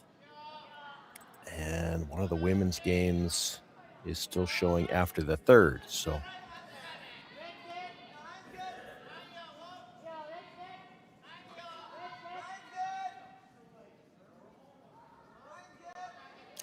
At any rate, we've got a tight game here going down to the last 3 ends. McDonald team needs to win in 8. And the clocks are going to be a little bit of a factor here, I think. We're getting tight for time. You'd like to have ideally 4 minutes an end. And, they do if we only had 2 ends left, but we've got 3. Right, and the ends generally don't get easier.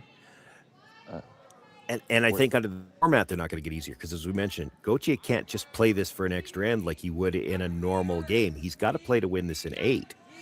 So that thinking, the stuff you would normally be thinking, it's not all automatic. You have to, the scenario, the rules, the format changes it. Like it's, if you know what I mean, like so much of that, because you've been through those scenarios 100 times, it doesn't take that long to think through what you have to do. Now this is a different scenario. Now, Gauthier has both of their timeouts. One timeout has been used by Team Yamaguchi. They are the shorter of the 2 teams on time with about 8:10 left right now.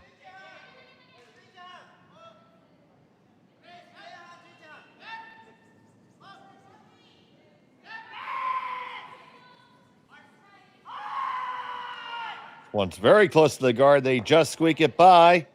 Make contact and stuff it. Can they roll their shooter all the way under? No.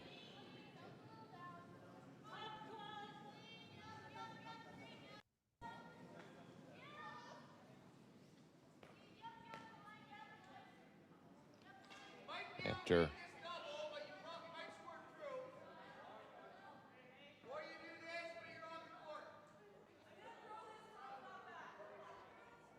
you heard the 2 options there, Sean. Mm-hmm.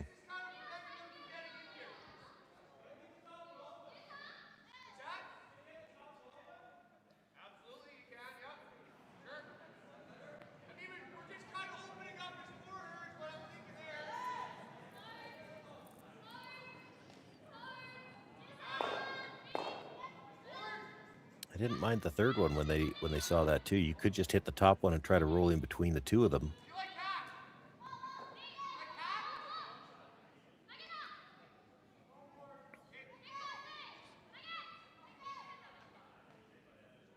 So board weight.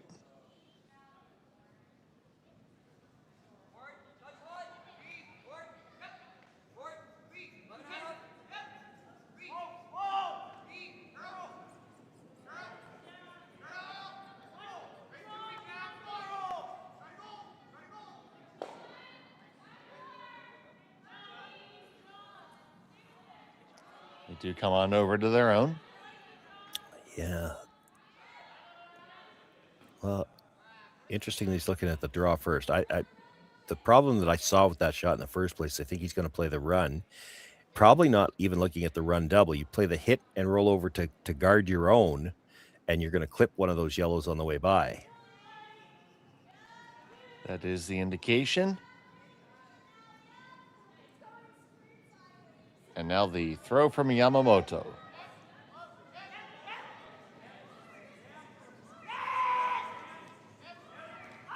Going to over curl with the head in mind.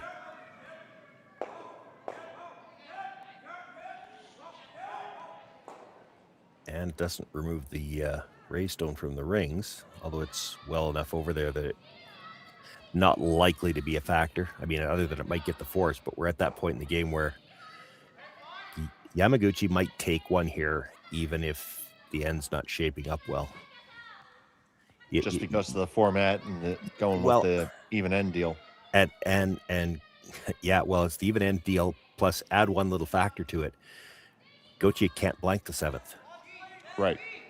So if you know you're absolutely guaranteed if you score here, you're either going to have the lead because you stole a bunch, or you're going to have last rock again in the 8th.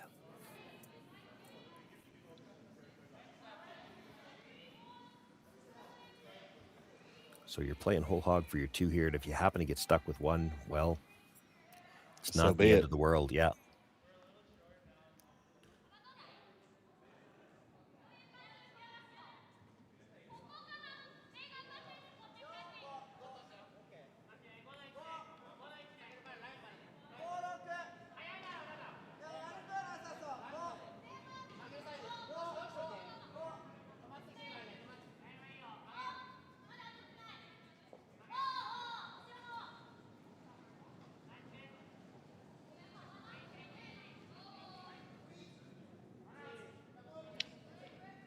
They throw the corner freeze as ordered.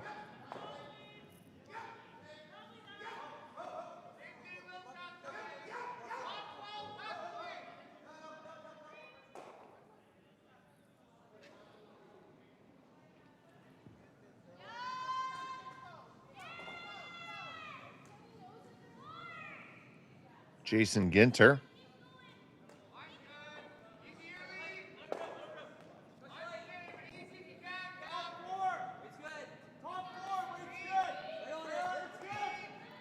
With a weight call top 4.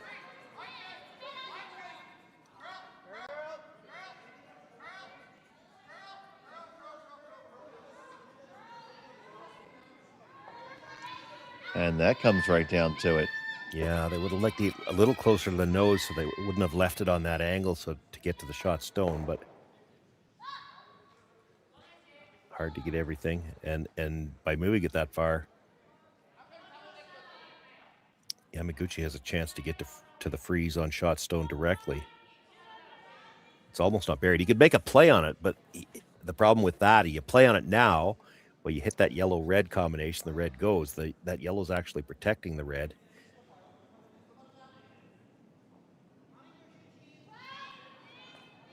So you're trying to pile up a few angles here, and then both teams will be jockeying for position to try something. You know, the first time somebody's off by a couple of inches, that's when you'll see something get moved in with a little more pace.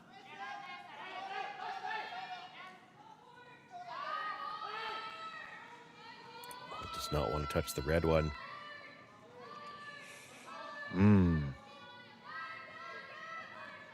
Goes right past the yellow now. Well, if it doesn't go past it, it at most it just clips it.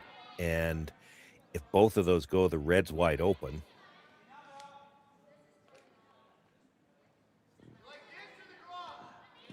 Yeah, the way you're going to hit it, if you make a play on it, it's going to drag a little bit, but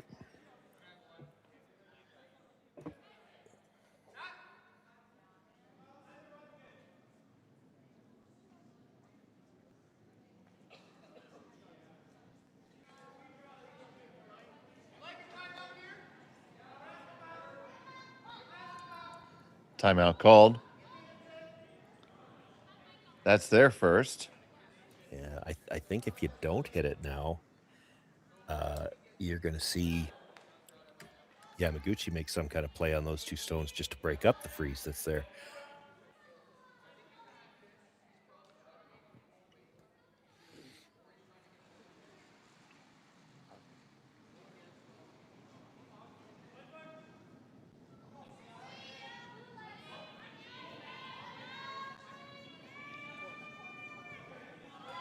Again, we're still playing the 6th end here, and time might end up being a factor.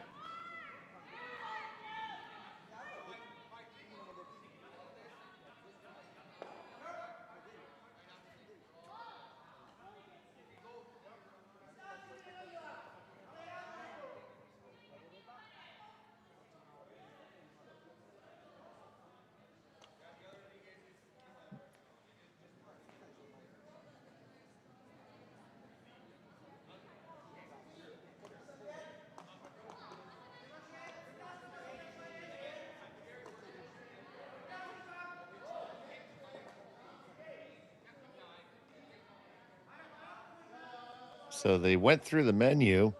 What are you ordering? Well, I still like killing that red one. I mean, even if it moves your yellow's not in a great spot where it is right now. The only good thing about where that yellow is if they play the red-yellow combination, and they wouldn't necessarily play it on the next one, you can't get anything covered off that. You're going to leave the red stones are all going to sit open. So they are going to play this. Even if it touches that stone,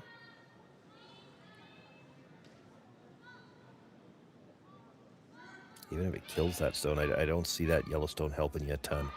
You'd hate to actually move it over. You know, if you moved it over just 4 inches, then they could play some kind of run, kill the yellow, and spin something in behind cover. So if it's going to touch it, you're better off to lose it than to just move it over a couple of inches. So coming out of the timeout here, it's Gauthier.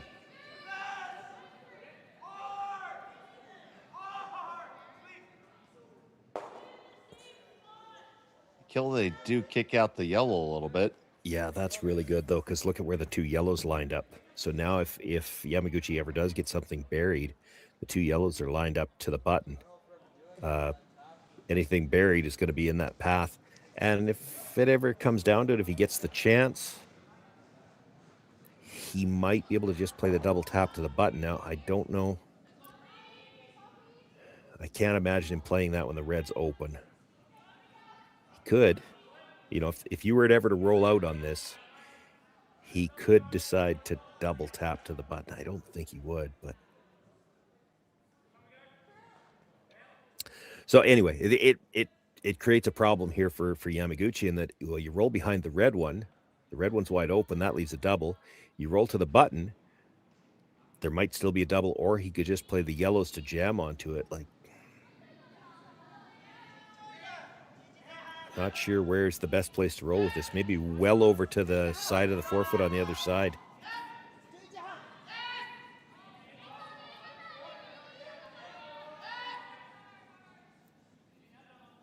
Needs the big roll, I think.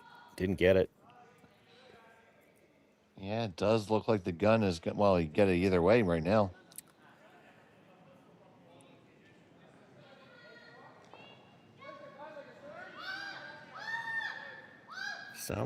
Looks like he's going to try the over-the-top double on the reds. It's the safest one to make sure that he'd have to flirt with the guard to hit enough of it on the nose to make the double. I mean, nose hit double is the best result because it blocks the forefoot a bit as well, but he doesn't really need to take that much risk right now. If he gives up two, it's not the end of the world. And this double can be made for sure across the face. There's not a lot of distance between them. So last from Gauthier. Whoa, right out of his hand was not a good sign. Over the top. Oh, no. But you said it's not the end of the world, so we'll find out in a second. No, it's not the end of the world, but it is going to drastically affect how he plays the seventh end because he can't blanket.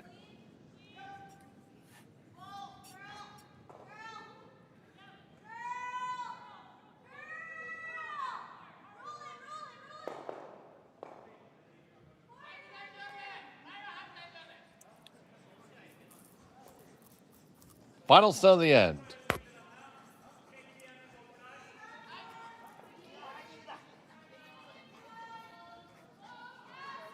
Needs full 8-foot out of this to get the second. He's well short. It's only going to be a single point. McDonald has the hammer up 1-7. When we come back to Martensville, you're watching the Grand Slam on Curling Stadium. Welcome to the RockShop.net, the official store for the Grand Slam of curling.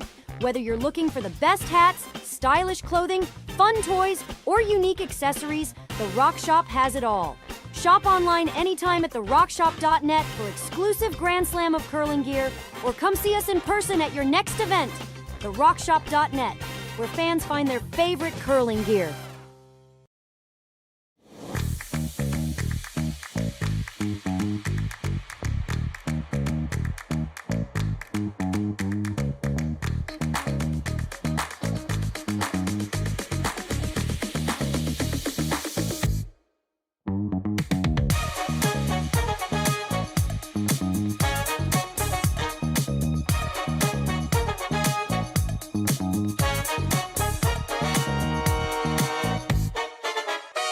Developed over a decade in collaboration with the finest ice makers this side of the Atlantic, the Pebblehead PB5 is nothing short of a triumph of sophistication and craftsmanship. Weighing less than half its lumbering copper predecessors, yet boasting tenfold their durability, the PB5 delivers perfect, consistent ice, time after time. The PB5 by Pebbleheads.com, the apex of ice-making ingenuity for the roaring game of curling. And welcome back. It was a single point for Yamaguchi in the sixth end. McDonald is up 1 with the hammer playing here in the 7th, and just that's really rough being light in that last draw. Yeah, I mean it's never good to come up short on a draw for 2. You're never happy about it, but it again, in this format with where we're at in this particular game, makes a huge difference as we play this 7th end, because Gauthier already blanked an end earlier in the game. He doesn't have the option to blank another one. If he blanked another one, he would lose the hammer in the 8th. So if you're tied up playing this 7th end and it'd come down to a spot where he's got to take one or a chance to blank the end, and he's got to decide between taking one or giving up one and keeping the hammer, that's the only way you can keep the hammer is to give up a steal. You know, it forces a difficult decision. Well, now it's less of a decision for Gauthier because he'll take 2 up coming home all day and take his chances that he can hold you to a single. It still gives him the option to play a little bit aggressively here and try to get his deuce. If he ever gets 2 here, he's really in the driver's seat. And he can't blank, so he's going to have to try to score here anyway.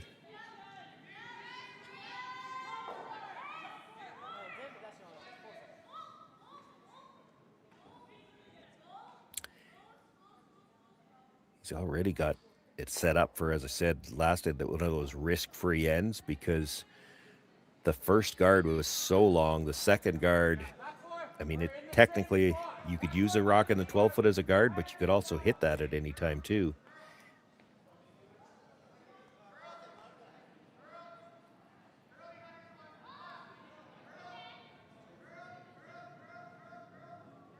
And they loop a second one in.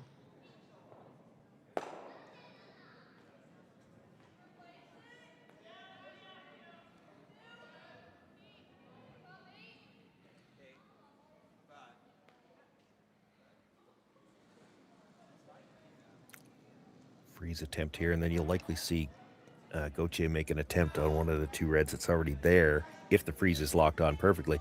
And I don't think he'll try to get the long one. I think you can chase the one in the rings, probably from either turn, pass it by everything, keep your shooter in the ring somewhere where you might have an angle in later.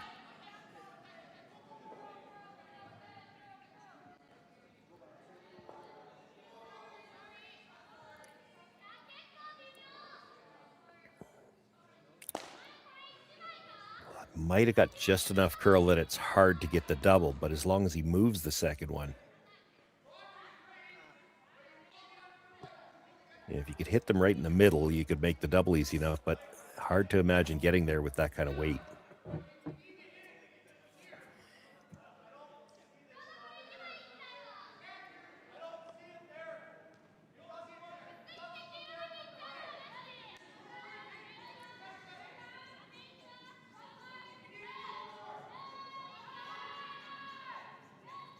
So Jacques was showing him where he had to hit it to make the double. He said he just doesn't see it, and I tend to agree. I mean, you can get to the middle of the 2 stones, the crotch we like to call it, with like a hack weight, but then you might not get either one of them out.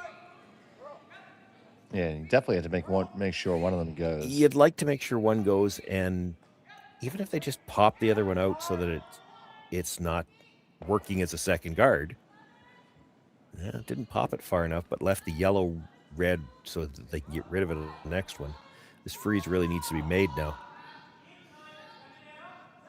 If you make the freeze now, they get rid of the yellow-red at the top. You can just guard for your life, but if you don't make it on this one, he makes that yellow-red, and then the one guard that's out there by itself isn't protecting much. All it could really guard would be a tighter guard. This is a long ways out.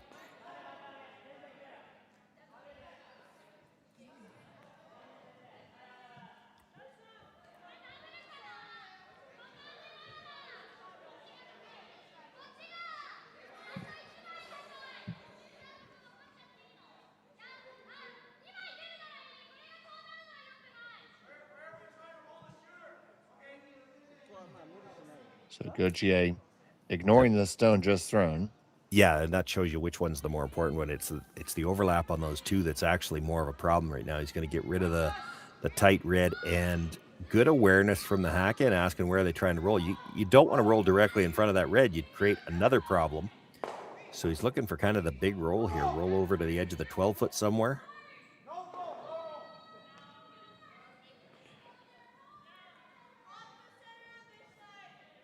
Now you might have to play the freeze from the other turn. You're flirting with disaster if you're Yamaguchi right now, because you kind of have to ignore all those yellow ones that are around the outside. And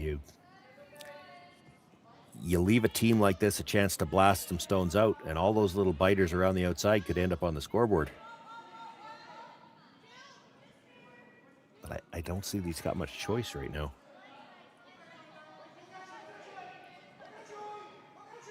So Yamaguchi with his first in the 7th. That's gone. I don't think there's any way they hold the line to get by the one in the 12-foot. You may not get by the long guard. And they don't. Not nearly enough weight either.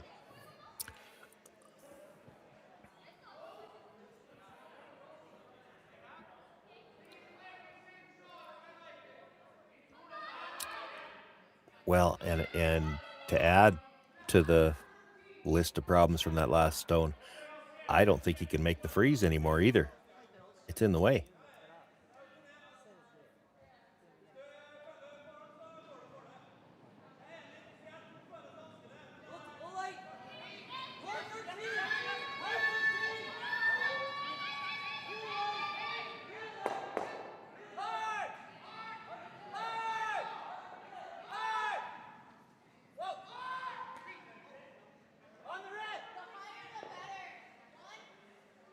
They picked that one out.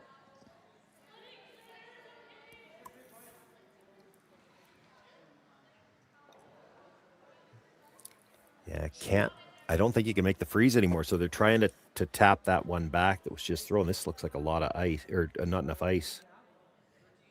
Or they're throwing a lot of weight. I don't think you want to kill it. I think you want to put it just behind the tee line.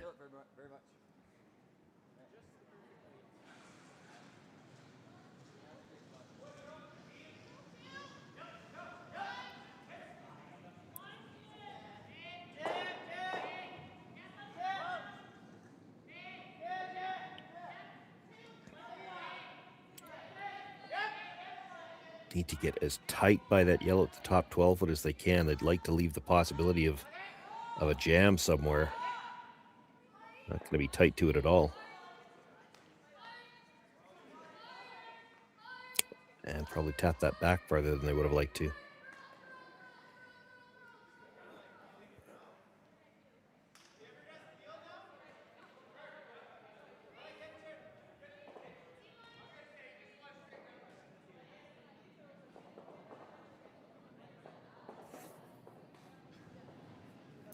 Playing the peel now just so that they have a clear shot to hit the yellow in the 12-foot. That's your easiest way to get that red one out.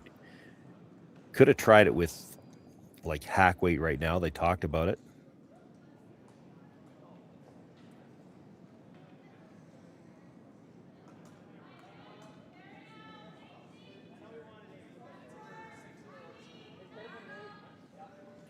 So things aren't looking good for Team Yamaguchi here.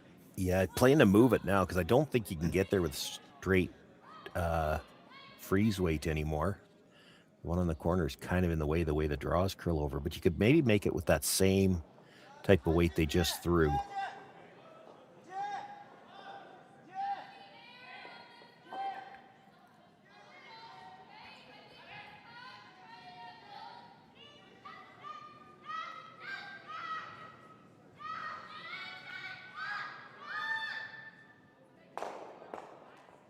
They're going to get there, push it through. Shot rock for now. I'm seeing slash double on the reds.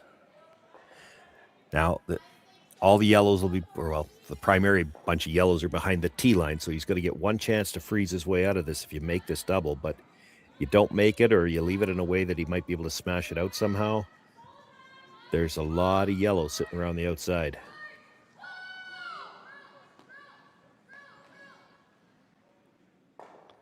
Once again, we're playing the 7th end. It is McDonald with hammer with a 5-4 lead.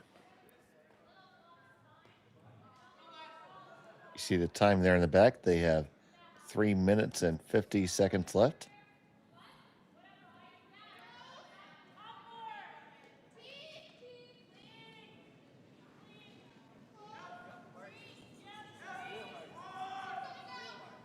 Well, I'm not sure he set that one enough. If he misses the red, it's going to go on to all the yellows at the back.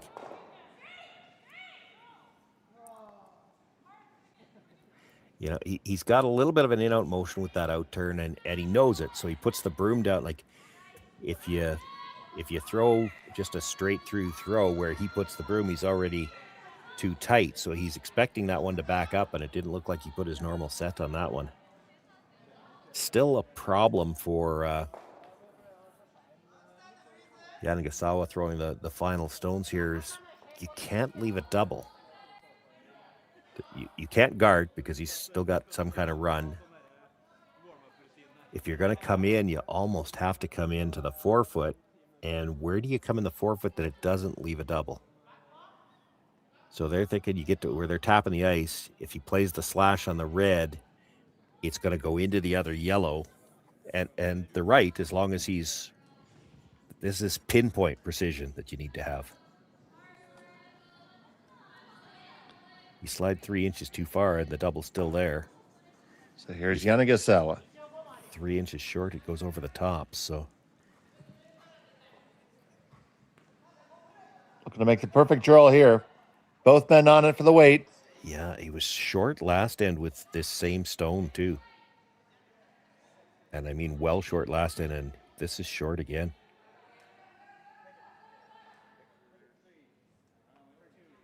Only out counts one of the yellows.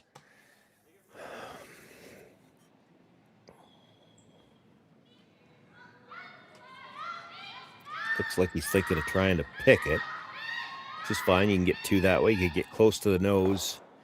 You probably jam it on the back one. That's for 2. The slash is still for possibly 4. There's a chance your shooter's taking your own off the edge of the 12-foot if you make it. But I mean, 3 would end the game.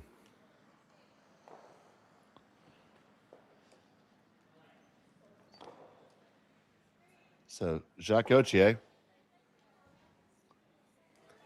Don't think there's any way you could jam this in a way to give up 2. So you even if you miss it, you're tied up with coming home. But if you make it, this could be the last shot of the game.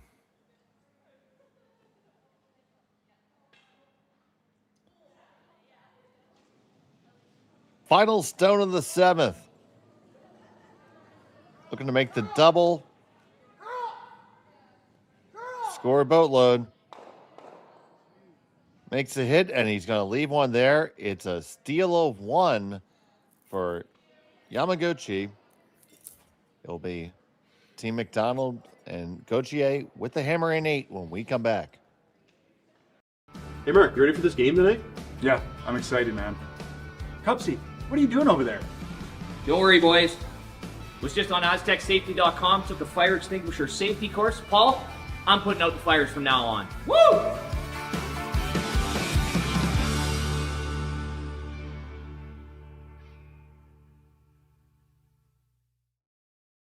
Welcome to the RockShop.net, the official store for the Grand Slam of curling. Whether you're looking for the best hats, stylish clothing, fun toys, or unique accessories, the Rock Shop has it all. Shop online anytime at therockshop.net for exclusive Grand Slam of curling gear, or come see us in person at your next event. Therockshop.net, where fans find their favorite curling gear. Who knew after 20 years in real estate I'd have to make silly videos for Instagram and come out behind a tree? Stu, we need to do this stuff. Why can't I just door knock into open houses like I did in the old days? That doesn't work anymore. Okay, so it's because I'm sitting here behind a tree. Come use us for real estate.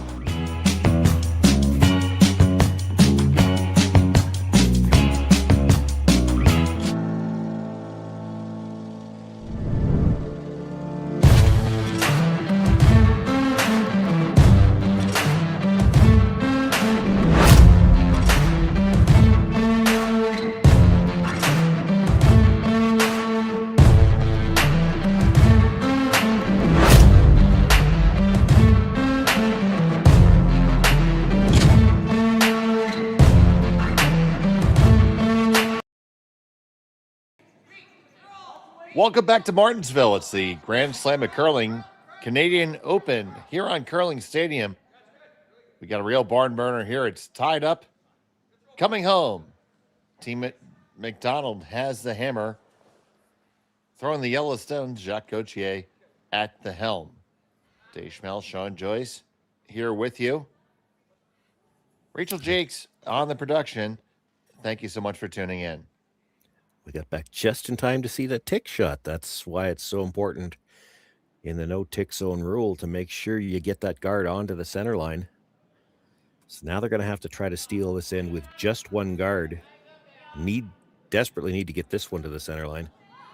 This is a long ways out yet. A long, long way to Tipperary.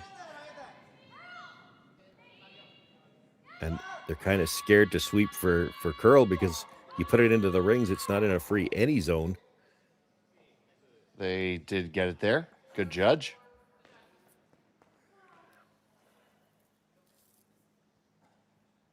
So Gauthier coming in. I would expect Yamaguchi to throw another guard then, right? Yeah, he could. Like you said, it's tough to steal with one. It's tough to steal with one. The bigger problem, and that guard's in a good position to throw the second one.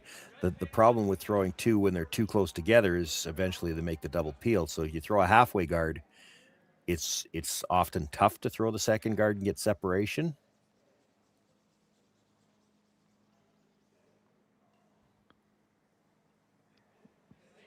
Trying to figure out that one's out. They stay it's still in. The high guard is coming. High guard.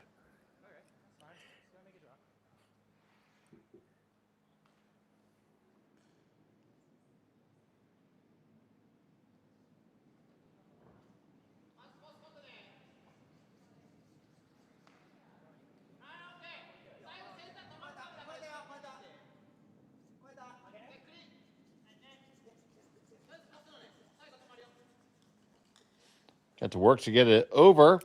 Probably got it there.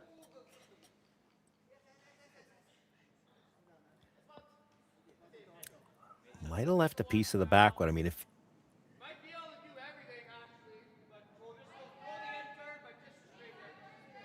it'd be really tempting to just peel the tight one. Well, Jack going to try to get them. Yeah. He thinks he can get all three.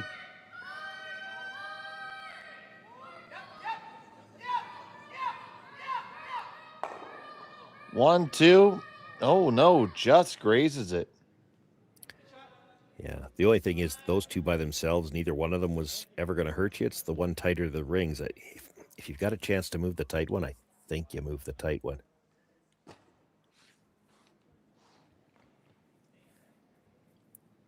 Gives a chance for Team Yamaguchi to put a better one up. Say, even with that Affinity logo? No, the height was fine, but they didn't get quite enough curl. Like you're trying to dead guard the tight guard. All these long guards can really protect as another tight guard. And same problem compounded by the fact that there's less distance between them now, so a shot at the double. Yeah, only marginally further towards the center. So Yamamoto.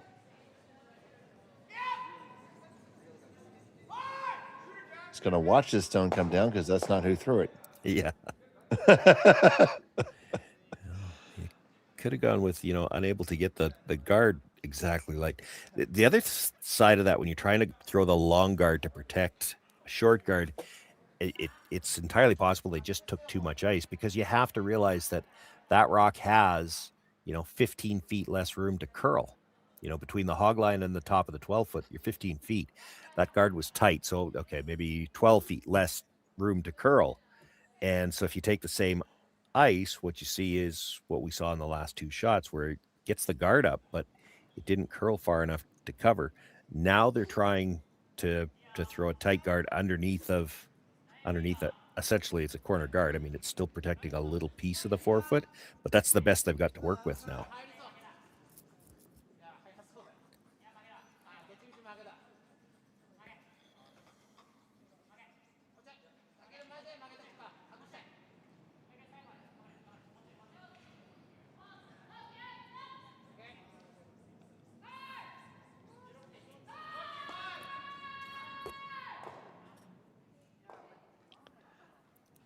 Just going to rip their own here. Yeah, your choices here are basically this peel on your own, or you could run the red in on the angle. And the only reason you think about doing that, again, you might make it, but right now where the guards are, kind of the draw path to the button is gone on both sides. Now you peel that one. Yamaguchi's got no choice. He's just got to guard his own stone. And as long as you're playing that guard and the other one's still there, the draw path straight to the button is always blocked.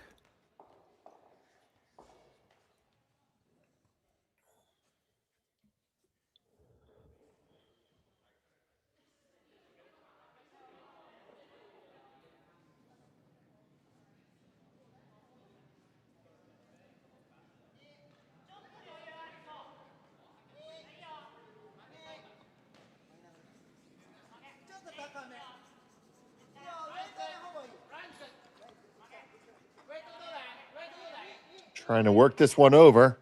Keep it moving.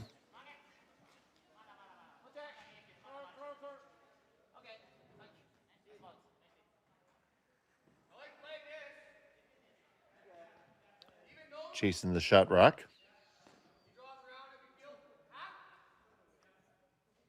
Yeah, I don't love this. That rock's not dangerous, and the guard is now closer to the center line. Like you peel this out, he's drawing around, and he's automatically got a better rock in the rings than the one you're removing.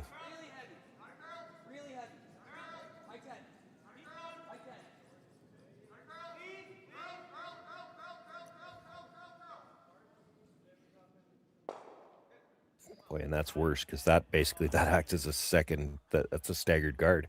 Right, so draw around. I didn't I'll like turn that side call. here now. Yeah. I'm with you, buddy. I think you want to be deep, like back 8 foot, like where he's tapping. And the reason being is you'd love to tempt Jacques into playing a guard or a draw here. I don't think he's going to. I think he's going to try to run the yellow back, but I'm not positive. And if he tries that and misses it, then you throw a second one around to the top of the 4 foot, and yeah.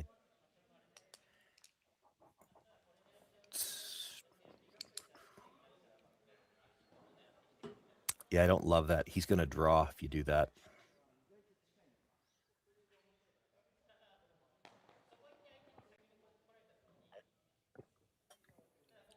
So here comes Coach. He says, boys, I recommend you hide one and don't let the other guy hit it. That is all.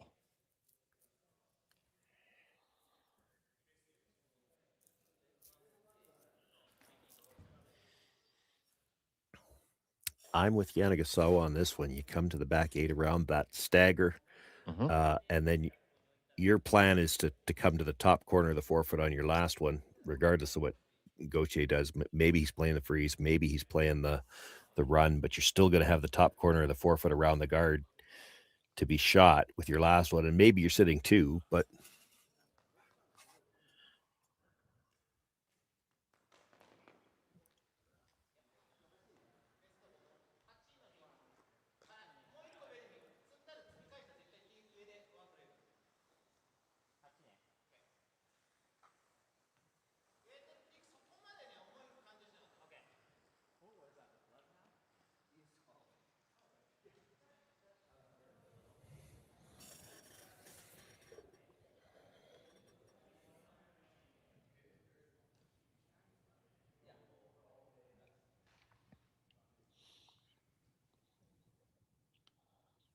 So Karuizawa with his first here in the 8th.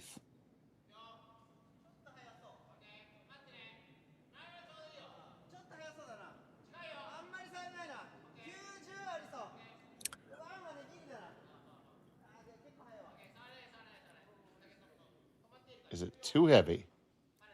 well, he needs to be behind the tee line. The bigger issue is it had a ton of room coming by. Now, how far can they bury it? The weight does look good to your point. That's up back 4. Yeah, that's pretty good. That's not bad.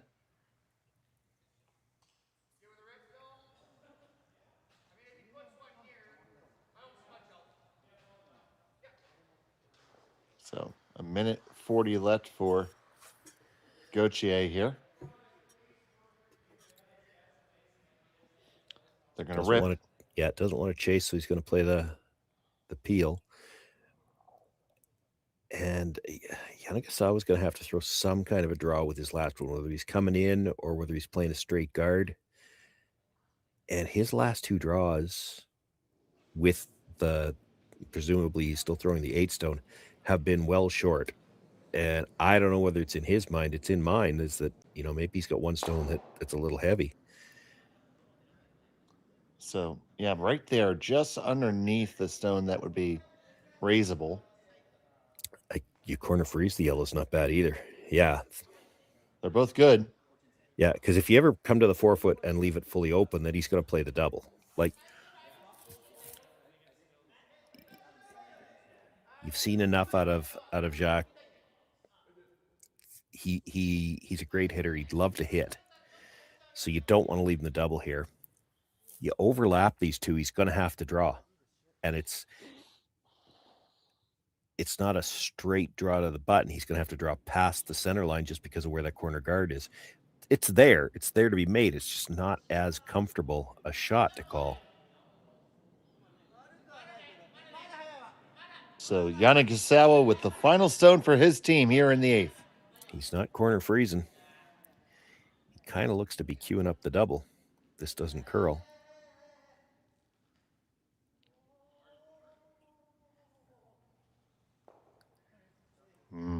Almost hard to miss. Wow. I couldn't believe he was going to draw.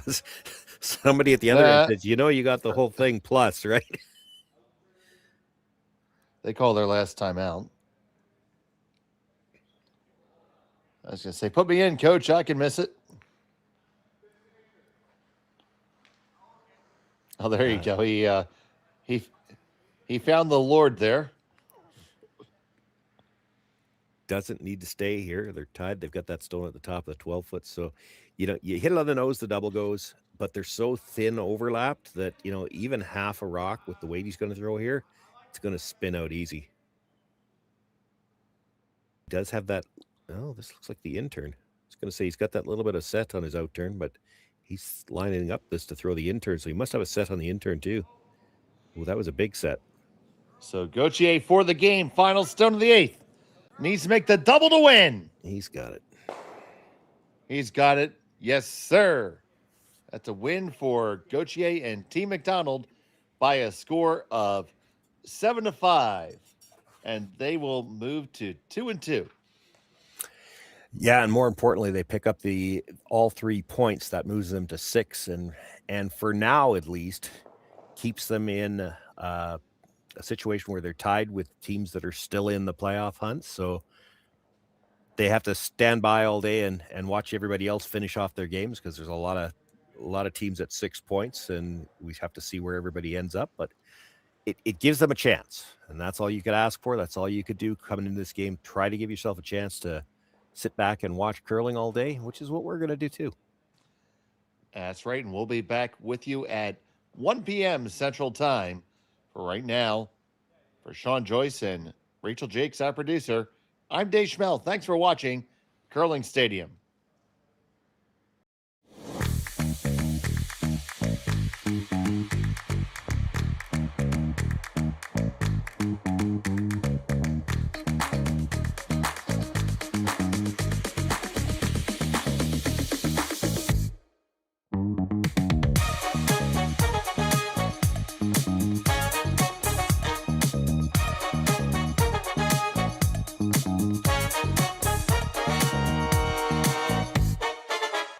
Welcome to the RockShop.net, the official store for the Grand Slam of curling.